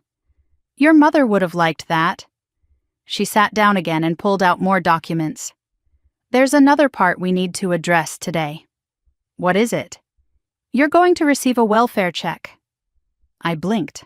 "What?" "Amber will call the sheriff's office," Margaret said. "Soon, likely claiming you're a danger to yourself or unable to care for yourself. It's a predictable step in guardianship manipulation." My stomach dropped. "She'd do that?" "She already has," Margaret said. "The sheriff's deputy called my office this morning asking about you." Ice shot through me. Why didn't he call me? "He will," Margaret said, "but I told him I'd be here with you." "Oh my God," I whispered. "She's unhinged." "She's desperate," Margaret corrected. "And now that the petition is filed, she needs evidence of instability. She'll try to create that evidence." "When?" "Today," Margaret said simply. "Maybe tonight." I ran a hand through my hair, exhaling hard. "So what do I do?" "Be calm, be polite, answer questions. Show the deputy your home, your fridge, your medication, nothing out of the ordinary. It'll take 5 minutes and then it's over. And Amber loses another piece of her case, I whispered. Yes, Margaret said. Exactly. The rest of the afternoon passed in tense preparation. Margaret coached me on what to expect, what to say, what not to say. By 6 o'clock, she heated soup for us on the stove while I paced the kitchen. At 7:23, her phone buzzed. She looked at the screen and nodded. They're coming! My pulse pounded in my ears. At 7:30 sharp, a sheriff's cruiser rolled into the driveway. Margaret placed a steady hand on my back. This is the last time you let Amber define you. After tonight, she loses her narrative. I nodded, drawing in one deep breath. Then I opened the door. Deputy Harmon stood on the porch, hat in hand, expression polite but serious. Evening, he said. We received a call regarding a welfare concern. I met his eyes steadily. Yes, I said. Come in. Margaret stood behind me like a pillar, and for the first time since this nightmare began, I felt strong. Daniel showed up at my house just after dawn, the sky still streaked with soft gray light, his car rolling to a stop behind Margaret's sedan. I had barely slept, but something in the way he stepped out, shoulders squared, a folder tucked firmly under his arm, told me today was going to be different. Today, he'd chosen a side. He walked up the porch steps without hesitation. When I opened the door, he didn't offer excuses or apologies. He simply said, "We need to talk, all of it, no more hiding." Margaret joined us in the kitchen, her expression unreadable but attentive. Daniel set the folder down between us, his hands bracing the edges like he feared it might float away. "I didn't know where to start," he said, voice tight. "So I just gathered everything." He unzipped the folder and pulled out papers, bank statements, printouts of emails, screenshots, even what looked like transcripts. My breath caught. He had been documenting everything. For months. "Daniel," I whispered, "how long have you known?" He exhaled, eyes trained on the scattered documents. "Longer than I want to admit." He took the seat across from me, the early morning sunlight catching the exhaustion under his eyes. Margaret folded her hands calmly, letting him speak. "It started with little things," he said. "I'd see Amber texting her parents late at night. She'd tell me it was about the kids or planning family trips, but it always felt wrong. Then she started saving files under my work folders, legal forms, property documents, emails with subject lines like timeline. I didn't look at them at first because I didn't want to know." His fingers tightened on the folder. "Then one day I overheard her on the phone with her mother. She was talking about you, about your house, about accelerating the plan." A cold shiver slid down my spine. Daniel swallowed hard. I confronted her. She laughed, said I was being dramatic, said I was paranoid like... His voice faltered. "Like you." I clenched my jaw, absorbing that quietly. "That night," he continued, "I started checking the documents she'd been hiding. I found drafts of petitions, notes about guardianship rules, lists of your assets. Some of the phrases..." He took out one page and slid it toward me. She wrote, "If we time the welfare checks correctly, the incompetency claim sticks easier." The room felt colder suddenly. Margaret leaned in, her voice calm but razor sharp. "Did she discuss filing the petition with you?" "Yes," he said. "She wanted me to sign a statement about Olivia being irresponsible with money. She said it would streamline the process." I refused. She didn't talk to me for days. I felt my chest tighten, not with anger but with grief for what he had been trapped inside. "I didn't want to believe she could hurt you," he said, "or manipulate me like that. So I started recording conversations, not because I was ready to betray her, but because I needed proof I wasn't imagining everything." He took out a small USB drive and placed it next to the folder. "This has everything." Margaret's controlled inhale told me she recognized its value immediately. Daniel rubbed his forehead with shaking fingers. You don't know how many nights I lay awake thinking, if I'm wrong, I'm destroying my marriage, and if I'm right, she's destroying my sister. I didn't want either to be true. I reached across the table and touched his arm gently. You were afraid. His eyes glistened. I was ashamed. I should have protected you sooner. Margaret finally spoke. Daniel, what you did was dangerous.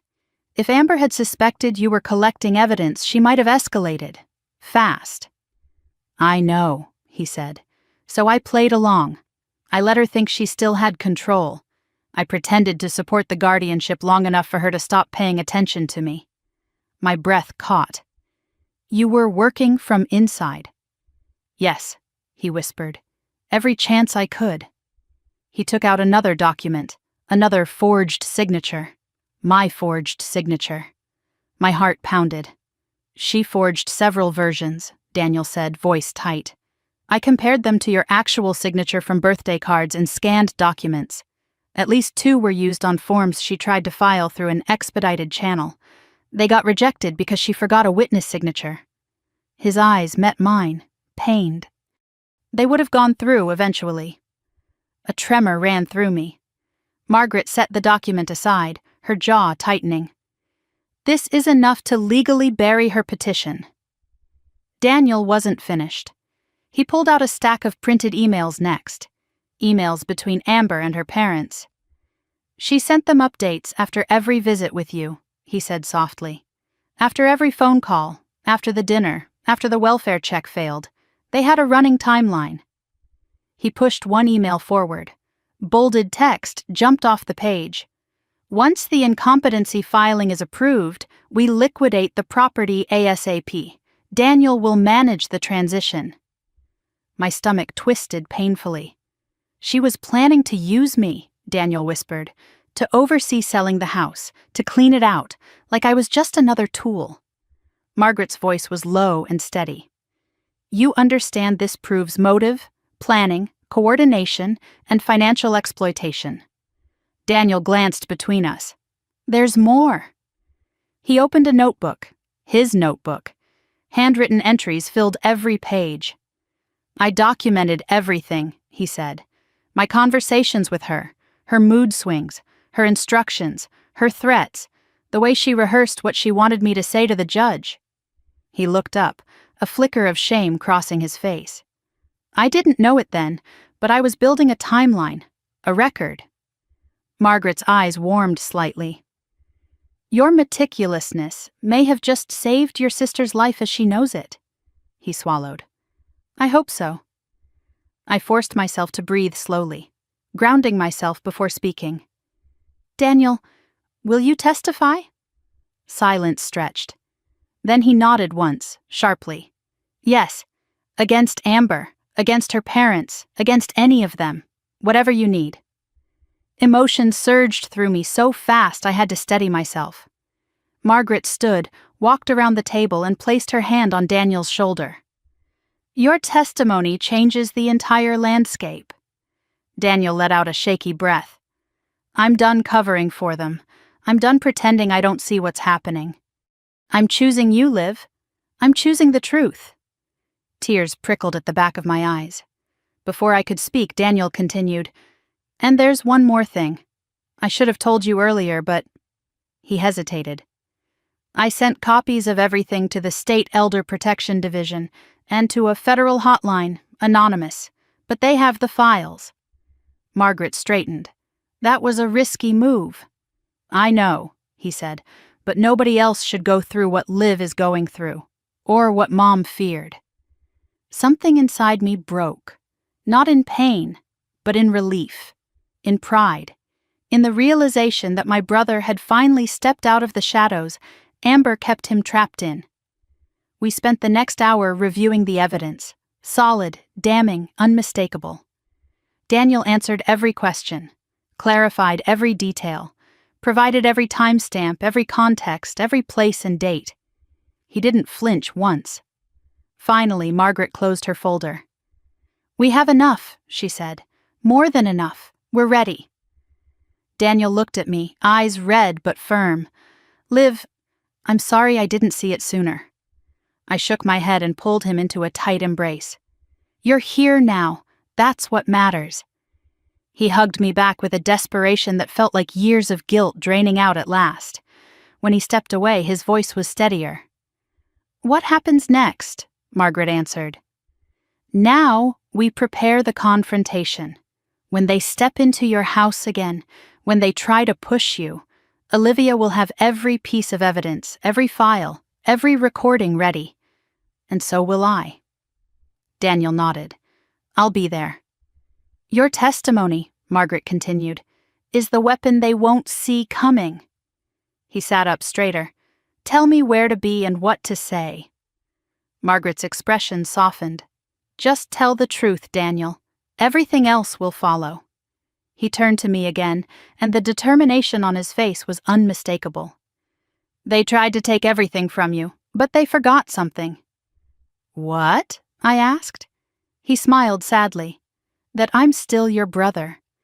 As the morning sunlight filled the kitchen, warming the oak cabinets and scattering across the documents that would unravel Amber's entire scheme, I realized something profound.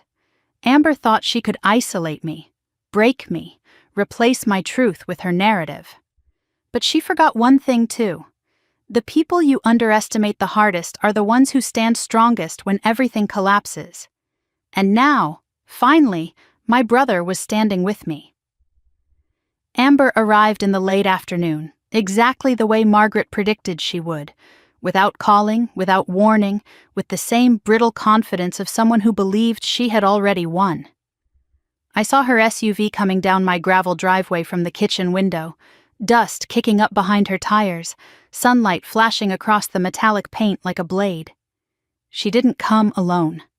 Her husband, Tyler, stepped out of the passenger seat with a stiff jaw and narrowed eyes, and behind them, incredibly, Amber's parents followed in a second car, dressed as if heading to a church service rather than an ambush. I didn't open the door until the fourth aggressive knock. When I did, Amber was standing front and center, lips stretched into a smile so tight it was nearly a snarl. "Liv," she said sweetly, "we need to finalize some things before the hearing." I didn't speak. I simply stepped back and let them enter, the way Margaret instructed. Let them feel comfortable. Let them think I was folding. Let them hang themselves. The Hargroves drifted into my living room as though they owned it. Marjorie running her polished fingers across the antique banister. Gerald inspecting the framed architectural drawings I'd kept from old projects. Tyler heading straight to the couch like a man reclaiming property. Amber walked right up to me. "We should make this easy," she said, voice soft but dripping with condescension. "All you need to do is sign a joint ownership agreement, and we'll cancel the petition." I let a beat of silence pass. "You're canceling nothing," I said calmly. Amber's eyes glinted. "You think you can fight us?" "This isn't a fight," I replied. "This is an exposure." She blinked, confused for a fraction of a second. "Exposure of what?" Margaret stepped out from the hallway. The effect on Amber was instantaneous. She froze, eyes widening, throat working, posture involuntarily straightening like she'd been caught shoplifting under a security camera. "Hello, Amber," Margaret said, voice smooth as polished steel. "Thank you for coming." Tyler jumped to his feet. "What is she doing here?" "I invited her," I said simply. Marjorie gave a brittle smile. "We won't need lawyers today. This is a family matter." "No," Margaret said, setting her briefcase on my coffee table. "This is a legal matter, and you pushed it there." Gerald scoffed. "We're not intimidated by an attorney." "You should be," Margaret replied. Amber recovered enough to scoff. "Liv, really? You hired her? You're wasting your money. Once the court hears the petition, the incompetency order proceeds."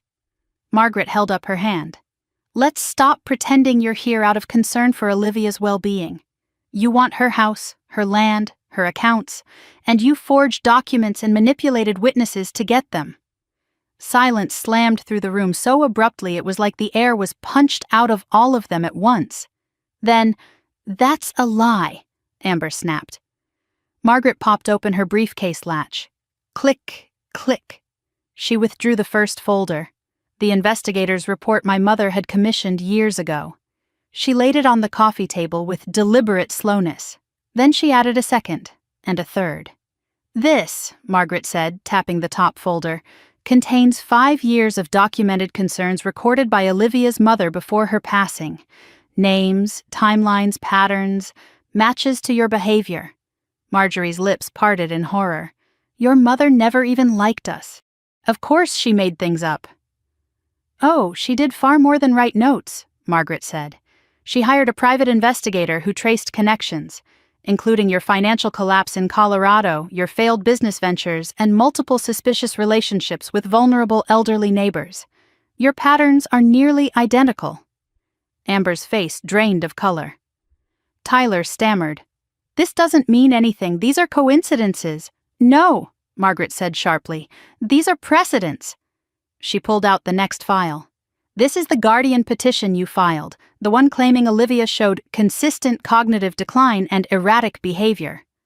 Gerald puffed up, indignant. Because she has. She's hysterical and unstable. Funny, Margaret said coolly, since her performance evaluations from her engineering firm describe her as exceptional, meticulous, and the most stable project lead on staff. I watched the shock ripple through the Hargroves like a wave. You lied, Margaret continued.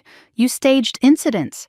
You coordinated false statements, and you recorded nothing to substantiate your claims. But Olivia and I?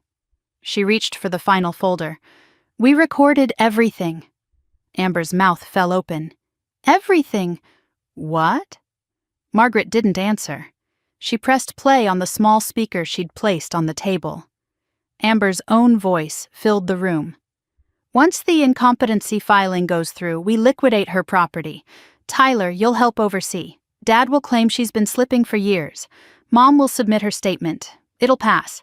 She's too isolated to contest anything. Marjorie gasped. Gerald swore under his breath.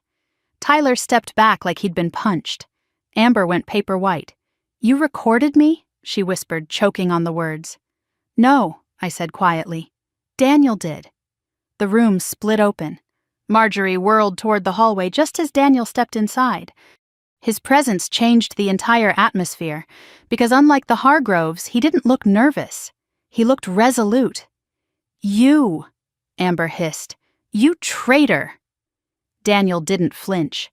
I told them everything. All of it? Margaret asked. He nodded and set the folder he'd brought onto the table beside Margaret's files.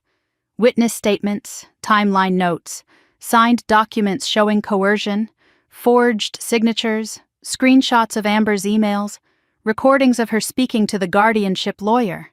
Evidence so complete and airtight the Hargroves didn't even pretend to deny it anymore.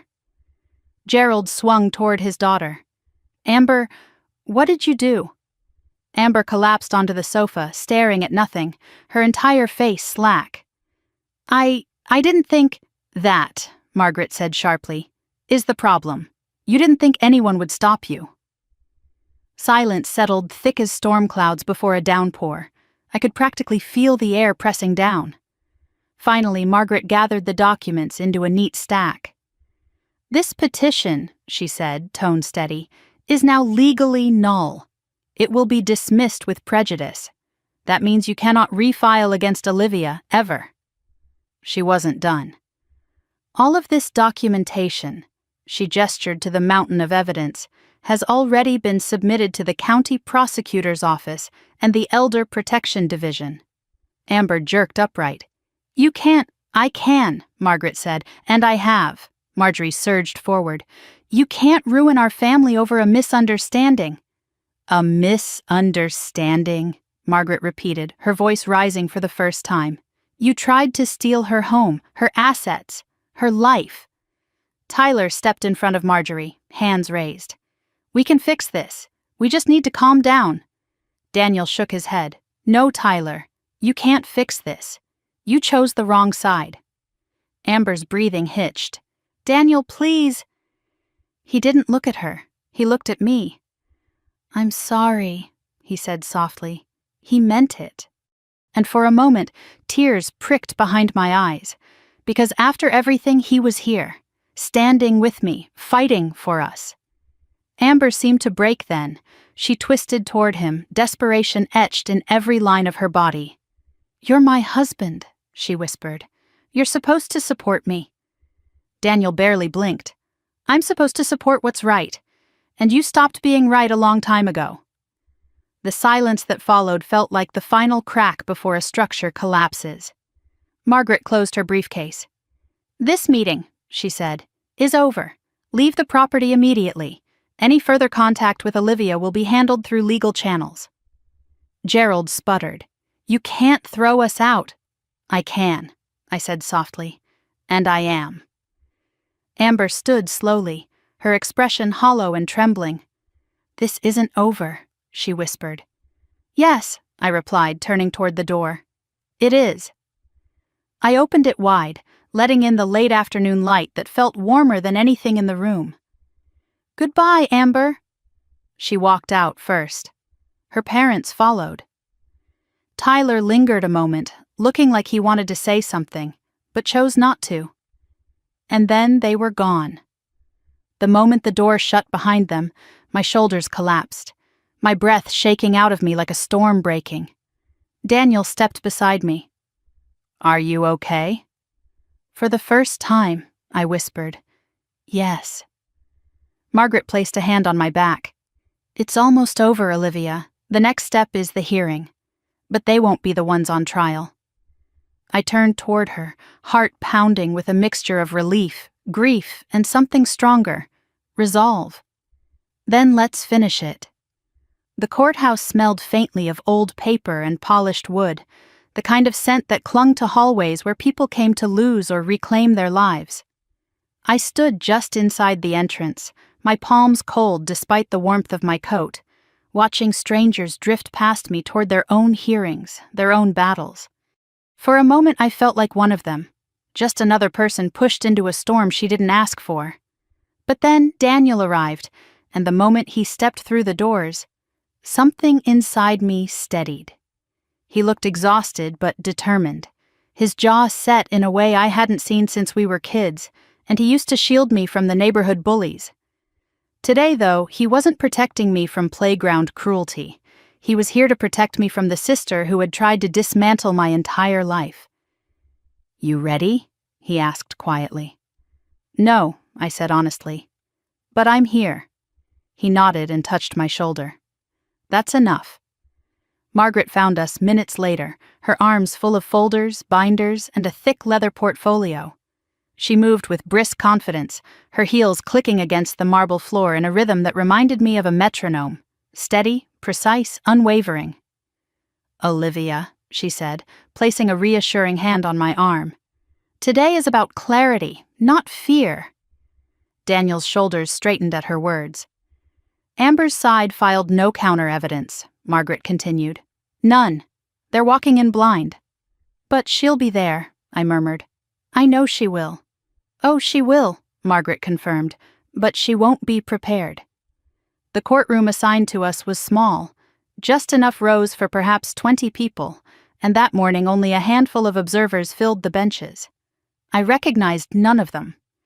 That should have comforted me, but when I saw Amber enter through the side door, my breath snagged in my chest. She looked smaller somehow. Her hair wasn't styled, her makeup was uneven, and she clutched her purse like a lifeline. Her parents flanked her, Marjorie stiff and thin-lipped, Gerald with the defeated posture of a man who knew control had slipped beyond his grasp. Tyler wasn't with them, neither was their lawyer. Amber shot me a look, not angry or triumphant, but fragile, almost frantic. For a fleeting second I saw the little girl who used to hold my hand walking to school. But then Marjorie leaned in close and whispered something that tightened Amber's expression back into its usual brittle shape. The illusion shattered. The bailiff called everyone to stand. The judge entered.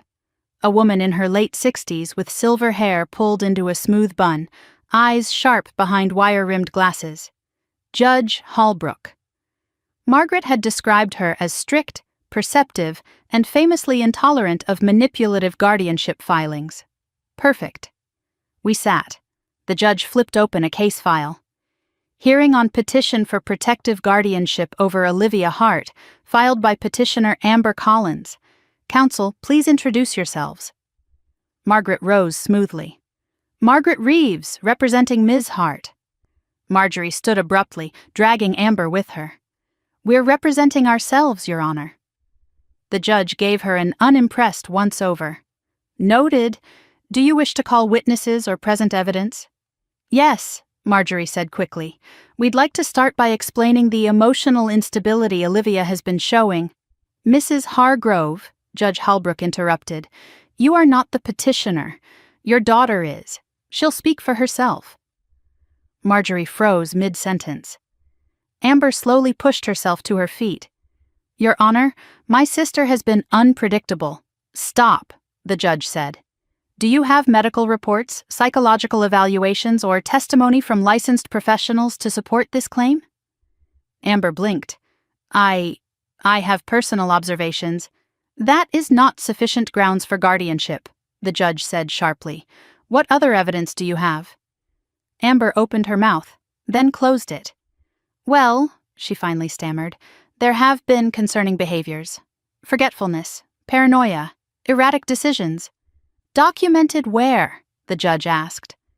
Amber hesitated again. In, statements we prepared. Statements written by whom? By my mother. The judge leaned back slightly.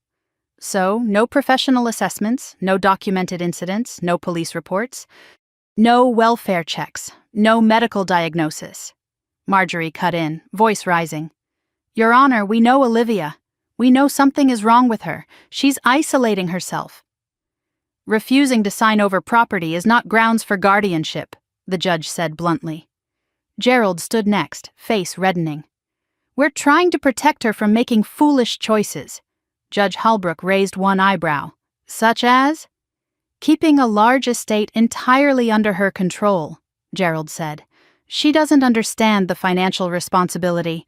I see, the judge said flatly. So your concern is her financial independence. Gerald faltered. The courtroom shifted. Margaret stood. Your Honor, at this time, we would like to submit evidence demonstrating the petitioner's ulterior motives. Amber whipped around, eyes wide. What? Margaret opened the leather portfolio and approached the bench with calm precision. We begin with Exhibit A, an investigative report commissioned by Olivia's late mother, containing documented patterns of past financial exploitation by the Hargrove family. The judge scanned the first page. Her eyebrows lifted. We also submit Exhibit B, a timeline of orchestrated incidents meant to fabricate cognitive decline. Amber's breath hitched. That's a lie. Exhibit C, Margaret continued, recordings of the petitioner discussing plans to liquidate Ms. Hart's assets immediately following guardianship approval. Gerald surged to his feet. What recordings? That's illegal. No, it isn't, Margaret said calmly. Wyoming is a one-party consent state. Marjorie's face blanched. Daniel stepped forward then, clearing his throat. Your Honor, I would like to testify. The judge nodded. You may. He took the stand. The bailiff swore him in. Daniel sat, shoulders squared but eyes troubled. My sister, Amber, asked me to sign documents claiming Olivia was mentally unfit. She pressured me. She told me it was the only way to save the family's future. She said our parents had done the hard work, and it was our turn to secure what they started. Amber inhaled sharply, eyes wide with betrayal. I refused, Daniel continued. She stopped speaking to me for a week. Then she tried again. She made me rehearse statements she wanted me to tell the judge. None of them were true. Marjorie slammed her palm onto the table. Daniel! Judge Halbrook didn't even look up. One more outburst and you'll be removed. Daniel's voice softened. Your Honor, Olivia has never been unstable. She's the strongest person I know. The only reason she seemed isolated was because Amber was isolating her. And when she realized she couldn't manipulate me anymore, she pushed forward without me. She didn't stop. A hush settled over the courtroom. When Daniel stepped down, Amber's entire face had collapsed inward. She looked like a building whose foundation had finally cracked. Margaret stood one last time. "Your Honor, the petition is not only unfounded, it is malicious. We request immediate dismissal with prejudice and consideration for referral to the county prosecutor." The judge exhaled heavily, removed her glasses, and rubbed the bridge of her nose. "I've seen my share of predatory petitions," she said slowly. "But this is one of the clearest attempts at assets-based guardianship coercion I've encountered." Amber let out a quiet, strangled sound. Her parents stared ahead, hollow and stunned. Judge Halbrook continued, "The petition is dismissed with prejudice. Permanently. In addition, I am referring all evidence to the Elder Protection Division and the District Attorney's Office. There are signs of forgery, coercion, conspiracy, and exploitation." Marjorie sank into her chair. Gerald closed his eyes. Amber gripped the edge of the table like it was the only thing anchoring her to reality. "Lastly," the judge added, "Ms. Collins, Ms. Hart may pursue a restraining order. I strongly recommend you avoid any further contact." The gavel fell. The hearing was over. Amber stumbled out of the courtroom like she was underwater. Marjorie grabbed her arm to steady her. Gerald followed, clutching his briefcase like a shield. I stayed still. I didn't move. I just breathed. Margaret turned to me, her voice softening. "You did well, Olivia." Daniel put an arm around me, hesitating as if asking permission. I leaned into it. "You're safe," he whispered. For the first time in months, I believed him. We walked out into the bright, cold air, sunlight sharp on the courthouse steps, the wind carrying the scent of snow from the mountains. My world wasn't fixed, not entirely, but it was mine again. Outside, Tyler stood alone, hands shoved in his pockets, eyes full of something between guilt and defeat. He looked at Amber as she climbed into her parents' car. He didn't follow. When the Hargrove vehicle drove away, leaving him standing in the parking lot like a man who'd lost the script he'd lived by for years, he finally met my gaze. "I didn't know," he said quietly. "I should have, but I didn't." Daniel stepped forward slightly, protective. Tyler nodded, kept his distance. "I'll give a statement," he said, "if you need one." Then he turned and walked away, shoulders heavy, steps slow. Margaret gathered her folders. "Olivia, the legal battle is over, but the recovery?" She offered a gentler smile. "That's yours to write next." And for the first time, I felt ready to write it. I looked up at the courthouse one more time, then turned toward the parking lot, toward Daniel, toward the life that had almost been stolen, but wasn't. Not today. Not ever again. The first morning after the hearing, I woke before the sun, the house still wrapped in the cool blue hush of early dawn. For the first time in months, I didn't wake with a jolt of anxiety knotted in my chest. No petition hanging over my head, no threat of losing my home. No shadow of Amber's scheme stretching across my life like a storm cloud. Just quiet. Honest, steady quiet. I brewed coffee and stepped out onto the porch, letting the cold Wyoming air sting my cheeks. The sky was turning a faint gold along the horizon, the mountains still silhouettes. I wrapped my hands around the warm mug and breathed. It felt like reclaiming something I'd forgotten I owned. Space inside myself. Around 8, Daniel's truck rumbled up the drive. He stepped out with a bag of groceries he didn't need to bring, and a smile I hadn't seen on him in years. A real one, not the tight, apologetic smile he'd worn under Amber's thumb. He held up a carton of eggs. "Thought I'd make breakfast. I owe you about 1,000 of them." I laughed, the sound startlingly bright in the morning air. "Come in," I said. "The kitchen's yours." We cooked together in an easy rhythm, like we were slipping back into a version of ourselves that hadn't existed since before our parents died. Eggs sizzling, coffee brewing again, Daniel humming under his breath as he dug through my spice cabinet. When he handed me a plate steaming and perfect, he said, "I didn't think I'd ever feel like your brother again." I met his eyes. You didn't lose that. It was buried. But it's here. Still here." His throat tightened. He nodded. We ate at the table, sunlight warming the hardwood floors. For a few precious minutes, we didn't talk about Amber, the hearing, the investigation, or the future. We just sat, and breathed, and existed as siblings again. Later that afternoon, Margaret arrived with a stack of documents for my signature, the last steps in closing the case. She brought pastries from a bakery downtown, setting them on the kitchen counter like it was a celebration. In a way, it was. She handed me a pen. These finalized the restraining order, the dismissal with prejudice, and the referral package to the district attorney's office. I scanned the pages. Each signature felt like stitching shut the tear Amber had ripped in my life. When I set the pen down, Margaret gave me a small, triumphant smile. "You're officially protected. Legally, financially, structurally, they can't touch you." Relief washed over me.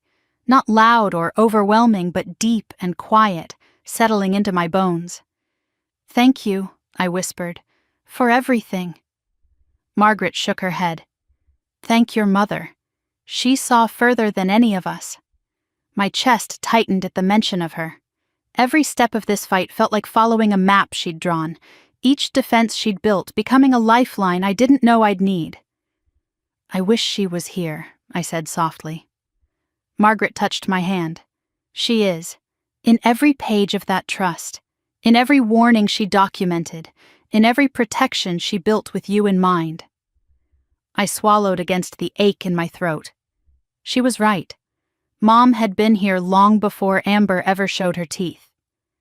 3 weeks later, the investigation into the Hargroves escalated. A county social worker called me to request a statement. Then another call came, from the State Elder Protection Task Force. They had questions about the forged signatures, the financial manipulations, the timeline Daniel documented. I answered everything, not with anger, not with vengeance, but with clarity.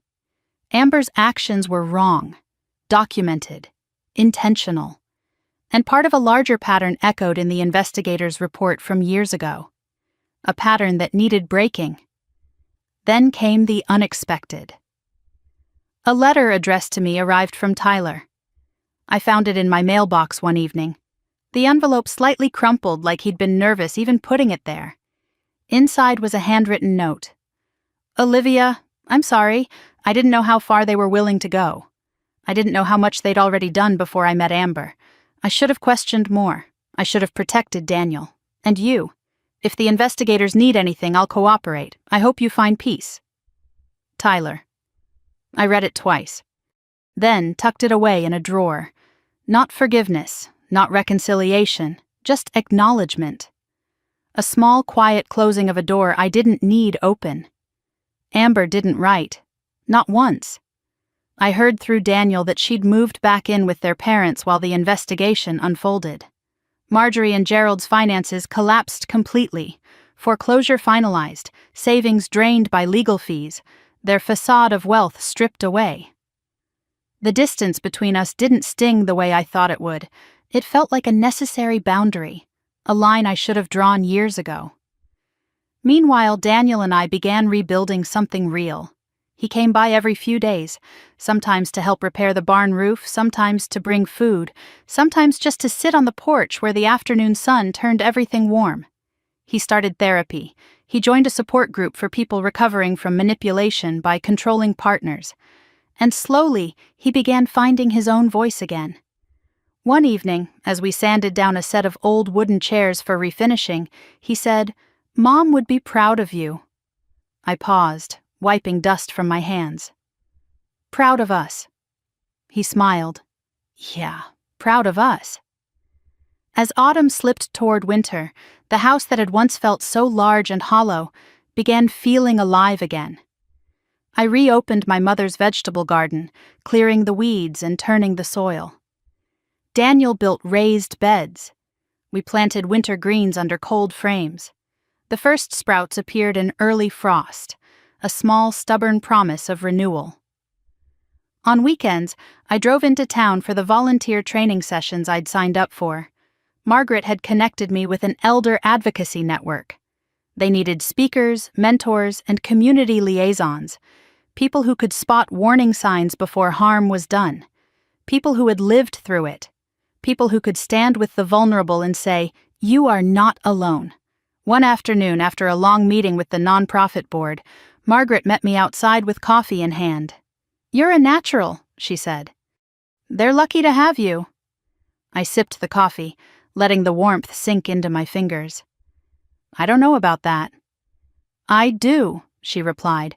"Most people only fight for themselves. You're fighting for others." I looked out over the parking lot, sunlight reflecting off the windshields. "Maybe because I know what it feels like to not have anyone fighting for you." Margaret nodded, thoughtful. "Then your foundation will matter all the more." I blinked at her. "My foundation?" "The one we talked about," she said lightly. "The Heart Foundation. You're ready, Olivia."